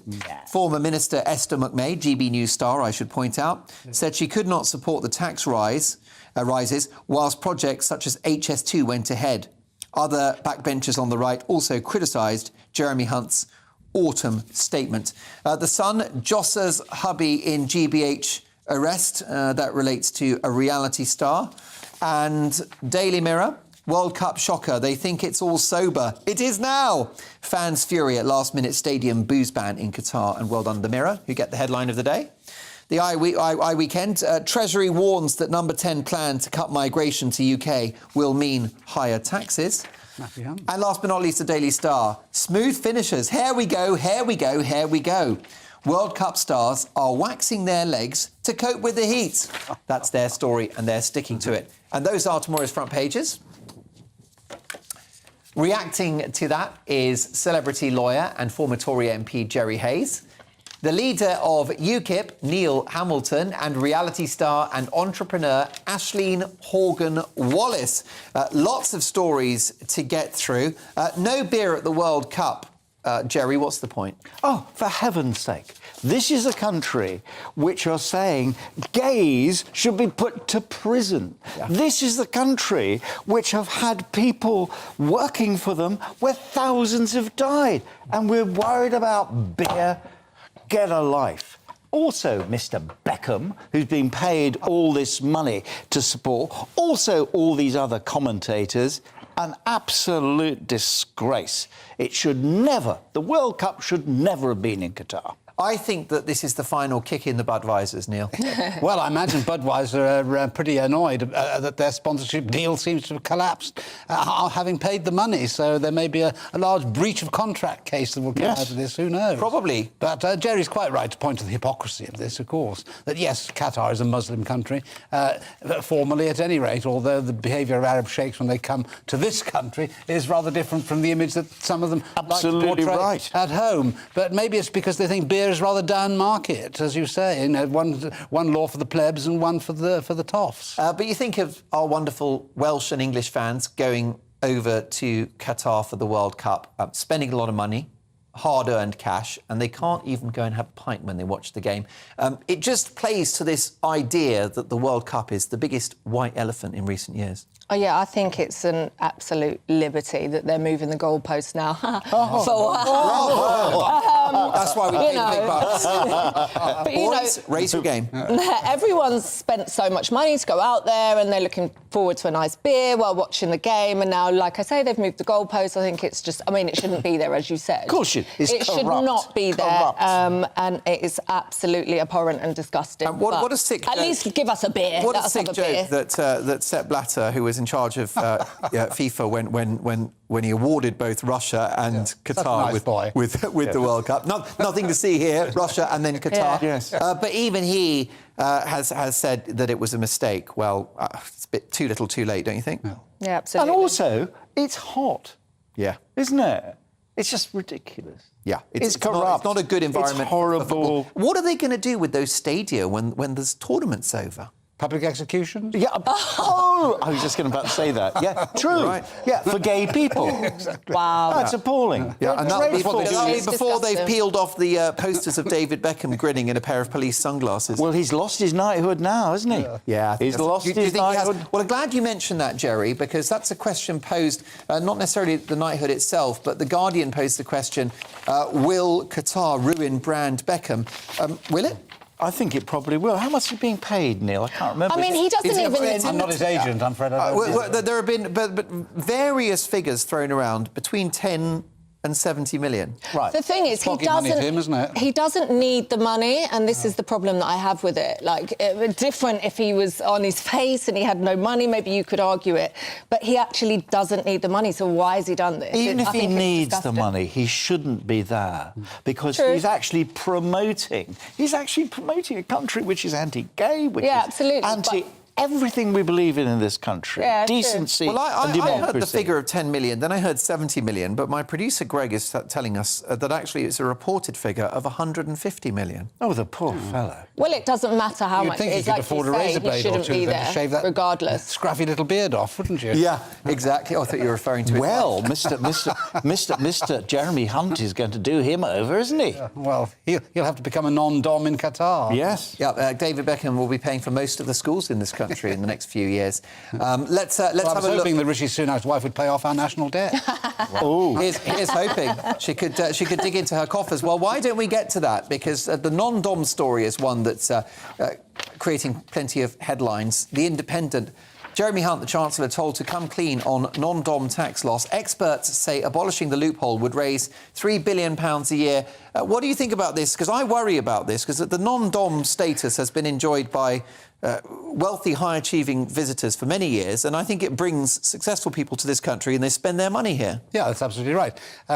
All that domicile is relevant to in tax terms is taxes like inheritance tax, because if you're not domiciled in England, then you're not liable for inheritance tax. Otherwise, you are taxable on all your income arising in this country, but you're not taxed, obviously, on income which arises abroad and isn't remitted to this country. Yeah. And I don't see anything wrong with that. And you're absolutely right. The reason why this tax status was created was to facilitate rich people to come here, spend lots of money, and therefore increase the size of the British economy and boost the prosperity of everybody. Yeah, and Neil is absolutely right. No, I think Neil is absolutely right. In fact, it's about £3 billion, but actually Jeremy Hunter said, right, we're going to cut back, it's going to be about £1 million they're going to have to pay for. But they're going to come over here. They're tax avoiders. They're going to go all over the world. Why not spend their money here? It's not an awful lot of money. It's not going to solve the economic problems we've got. It's not a big deal. Every little helps, though, right? Every little helps. It doesn't take into account how much money they spend when they're here and how much they invest as well. Don't we want high net worth individuals in this country? But if for no other reason, for them to go shopping at the Rolls-Royce garage. Yeah, absolutely. Of course we do. It's going to help our economy. I was hoping you wouldn't ask me about this. Which is made by the Germans, I'm afraid. I was hoping you wouldn't ask me about this. It feels small-minded.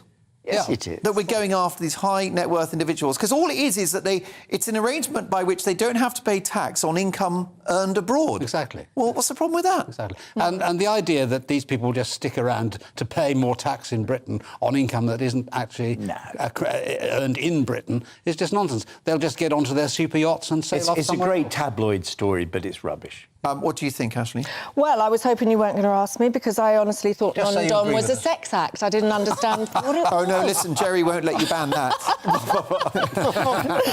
that's a red line for Hayes. Shall we talk about women's safety on the streets before we get to the break? Because this is in the Telegraph, and it's the Prime Minister, Rishi Sunak, talking about his concern about women's safety. He's married, of course. He's got 2 daughters as well. And we worry for everyone female these days, don't we? Ashleen, you were mugged quite violently just a few months ago in central London. Attempted. I've also been sort of sexually attacked twice. A hand up my skirt outside my house in broad daylight as I was leaning into my boot. Another time I was walking down Oxford Circus. He's laughing. Another time I was walking down Oxford Circus and a guy grabbed at my crotch. I think they got the first man arrested and the second man, and then they deported him. But yeah, it's very scary. It is very scary as a woman. I don't wear my jewellery if I go out. I've worn it today because I know that I'm safe. I don't feel safe, and that's it. And none of us as women, none of my friends, none of us feel safe.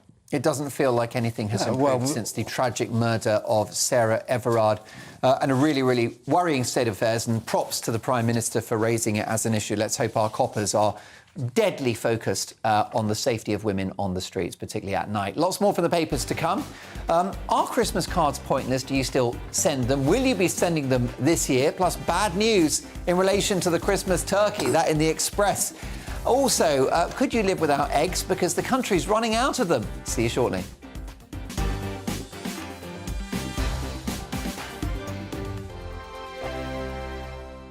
Every morning from 6 o'clock, we'll wake you up with GB News Breakfast with all the stories you didn't know from the night before. So whether it's serious news, entertainment, or your own views from all over our great nation, we're here to kick off your day with a smile. And the national media should be reflecting and reporting what's happening here. You will notice the northwestern accents.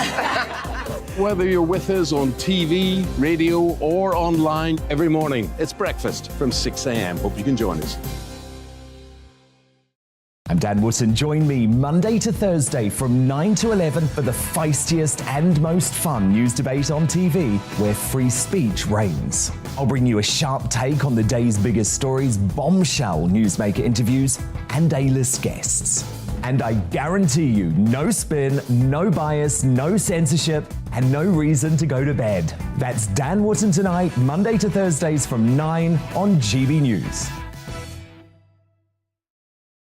Hello, I'm Simon Evans. Join me on GB News for Headliners at 11 p.m, where I'll be joined by two of the country's top comedians as we take a look at tomorrow's newspapers tonight. If it's a big story, we'll be covering it, I guarantee, but we'll also have some fun along the way. That's GB News Headliners at 11 p.m. We won't put you to sleep, unlike some of the other paper review shows out there. So join us, 11 p.m, 7 nights a week. Hello there, it's Eamon Holmes here from Breakfast on GB News. We're not just on your television and your screens, you know. We're on DAB plus digital radio, so you can listen to your favourite shows on the move. If you've not yet listened to GB News Radio, it's very simple. We're on your radio player and TuneIn apps, on your smart speaker, phone or tablet, or online at gbnews.uk. Take us with you wherever you go. GB News Radio. You never have to miss a moment of the People's Channel. Join me, Arlene Foster, for the briefing on GB News. Every Friday at 3 p.m, I'll give you all the latest political news and analysis, and we'll have robust live debate. To make sure that you're caught up on all of the biggest issues of the day, we'll bring on experts in their field. I'll ask the questions that you'd like to ask. We're not afraid to tackle discussions from all perspectives, including yours. Don't forget, the briefing with me, Arlene Foster, every Friday at 3 p.m. on GB News. Hello, I'm Alastair Stewart, and I'd invite you to join me at noon on Saturdays and Sundays for Alastair Stewart and Friends. I've been in this business for over 40 years. Now, here at GB News, I've never been happier. I get to choose the big stories that really interest me. We hear what you have to say, and you hear what I have to say. I really hope you can join me, noon on Saturdays and Sundays.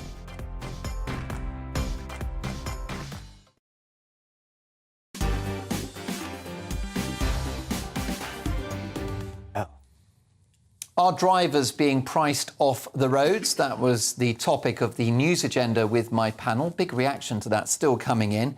An interesting email from Daniel, who says, "Hi, Mark. I don't think it's a conspiracy to get people out of their cars as a whole, but maybe to reduce unnecessary vehicle use. When I was younger in the 80s, driving was expensive and my mum and dad could only afford one car. When I look around nowadays, most families have at least two cars. In my little area, some individuals seem to go out and come home 5 times a day to grab something from the shop. Whatever happened to getting everything whilst you're out, or grab it tomorrow? Back in the day, we walked to school or got a bus and train. We weren't dropped off by mum and dad like they are now." Dan, an interesting email. Thank you for that. And this from Richard, who says, "Mark, road tax was supposed to be for fixing the potholes, etc. on roads. In my opinion, all road users should contribute, including bikes, electric cars and foreign drivers who register their cars abroad. We go to France, we pay the tolls on their toll roads." Thank you, Richard. Let's now get to a response on Twitter, because we asked you whether motorists are being priced off the road. 91% said yes, absolutely they are, and 9% said they are not. OK, well, more stories from the papers, with full panel reaction from celebrity lawyer and ex-Tory MP Jerry Hayes, the leader of UKIP Neil Hamilton, and reality star and entrepreneur Aisling Horgan-Wallace. Now, Royal Mail are set to stage 6 more days of strike action in December, including Christmas Eve. It doesn't stop there. Workers are already set to strike on the 24th, the 25th and the 30th of November. Bah humbug! So millions could miss out on their Christmas cards this year, which begs the question, is there any point in sending Christmas cards? Do you still do it? Let me know, Mark at gbnews.uk. I did get a response quickly from Jackie, who says, "Hi, Mark. Yes, I send Christmas cards in the post, but of course on the 1st of December in order to avoid all of the bloody strikes. I like to receive Christmas cards too. It's part of Christmas and a way of reminding people of the true meaning of that time of the year." Jackie, thank you so much for that. Aisling, do you bother with Christmas cards? I don't. I'm not going to lie to you. I'd just rather text or email. Text? Yeah. I'm a modern gal. I don't go out WhatsApp, and I don't buy... send them a tweet? Yeah. Send a little picture of me in a Santa bikini, you know. Actually, it doesn't sound too bad. Suddenly, Jerry's in. I beg your pardon. It's charming when people do it, though. Do you think it shows the effort they've gone to when they send a card? It's funny you say that because actually if I receive one, I'm really touched. But yeah, I'm not about touching others with cards. Jerry... You are so bad. Jerry, you're a lawyer. You're a man of letters, so you probably send Christmas cards. Yeah, of course I do, because it's an absolute pain, isn't it? But it just shows you really love people and like people. It really means something. You've gone to all this ghastly business of writing it. Yeah. But you see, it'd been lovely to see you in a bikini. But it's just so impersonal because you just send it by text or... What's the difference? You only putting a stamp on something. Because I That's true. Well, they can print it out if they're super my keen. name, and I bet you send. Well, Isn't there an official Hamilton's card every year? Well, there used to be. We used to make our own. With photographs of some of the extraordinary things that we'd done in the year. Perhaps. Oh dear, really? I think they become collector's items, actually. But I think it's less and less relevant today. I mean, Christine always insists we send some out. But I'm the finance director in our household, and I can't really bring myself to pay £2 a time. When you take the postage into account and the cost of the card, I mean... Oh, for heaven's sake. I think it's an age thing, isn't it? You should be... You know what? You should be in the Treasury. You're wasted in this studio. You could tackle government waste. Let's have a quick word before we get to eggs, but very food-related and Christmas-related. A possible issue with buying turkeys. It gets worse. Christmas turkey prices soaring. When do you buy your turkeys? Do you go frozen? Anyone go frozen? No. We've already ordered ours. Really? Have you met it yet? Has it got a name? Gobbler. No, that's... No. That's another member of the family. Lowering the tone again. No. Lowering the tone I'm again. not even... I'm not even going near that. We've also got another food-related story, and I'm afraid it's not good news. We've got avian flu, plus a bit of a battle between poultry farmers and the supermarkets. And already Lidl and others have been rationing eggs. So very briefly, could you live without eggs? Jerry? No, I love eggs. It's not breakfast without eggs, is it? No, it's not. And my mother-in-law used to say, sadly dead now, you have a meal with an egg. You will always have a meal. Whatever's left in the fridge, if it's all rubbish, there is an egg and you've got a meal. Aisling, I've got a couple of seconds. How do you have your eggs? I like them well done, but Edwina Curry could live without them, Couldn't she just? How do the Hamiltons have their eggs? Sunny side up, obviously. Indeed, but going back to Edwina Curry, remember Nicky Fairbairn, who was a Tory MP, who was a colourful character? Oh. He got up in a debate when Edwina Curry was the minister who was responsible for the egg scandal all those years ago, and said, Mr Speaker, is the Honourable Lady aware she was an egg once? I love it. She was ever... Classic line! And she became a Shakespearean actress. We're back. She played... We're back tomorrow at 9. See you then. Hello there, I'm Greg Dewhurst and welcome to your latest broadcast from the Met Office. Frosty for some western areas tonight, further rain expected in the far west and east on Saturday and blustery showers on Sunday. Low pressure still dominates initially, however a weak ridge of high pressure for a time as we go into Saturday before low pressure returns from the Atlantic for the rest of the weekend and into the beginning of next week. So the changeable theme continues. Further rain across parts of Scotland in particular through Friday evening into the early hours of Saturday. The risk of some further flooding here. Driest conditions across the far west, turning chilly during the early hours, -3 or -4 across the countryside in Northern Ireland. Some mist and fog patches developing, not quite as cold elsewhere, generally around 6 or 7 Celsius. But a cloudy, damp start to the day across eastern parts of Scotland, down the east coast of England. This slowly pushing a little bit further inland as the morning progresses. Best of the sunshine across central and western areas initially, but through the afternoon a band of rain will start to move in across Northern Ireland, turning heavy by later on in the day. Temperature-wise, generally around average, a little bit lower, particularly under the cloud across the far east compared to Friday, 8 or 9, perhaps in the sunshine 10 or 11. Through the evening time on Saturday, this band of rain will push its way eastward, some heavy bursts possible at times, the winds picking up, falling as snow over the higher ground across Scotland too. And during the early hours behind the band of rain, we'll see some scattered showers moving in. Fairly blustery night, so it will stop temperatures getting too low, 5 or 6 Celsius for many of us. Into Sunday morning, it means a wet start once more across eastern areas. Snow continues over the higher ground of Scotland. The rain pushes its way eastward. Sunshine follows, but also a scattering of showers. Showers most frequent and heaviest across the north and the west. Perhaps some hail and thunder in there, and a little bit wintry over the higher ground too. Into the beginning of next week, temperatures remain around average for the time of year, and we expect further wet weather at times. See you again soon.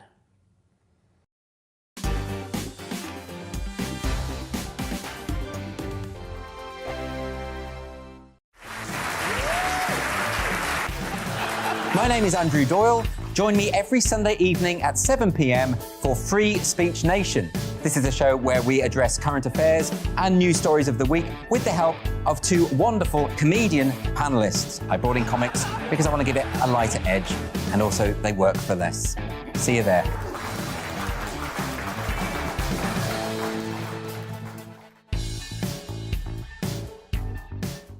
Hi there, it's Stephen and Anne.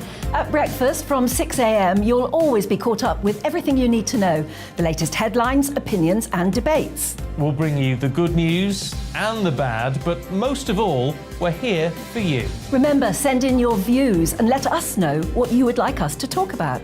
That's because we're your news channel. And every morning at 6 a.m, it's breakfast on GB News. We are GB News, and we'd like to say thank you to each and every one of you for bringing us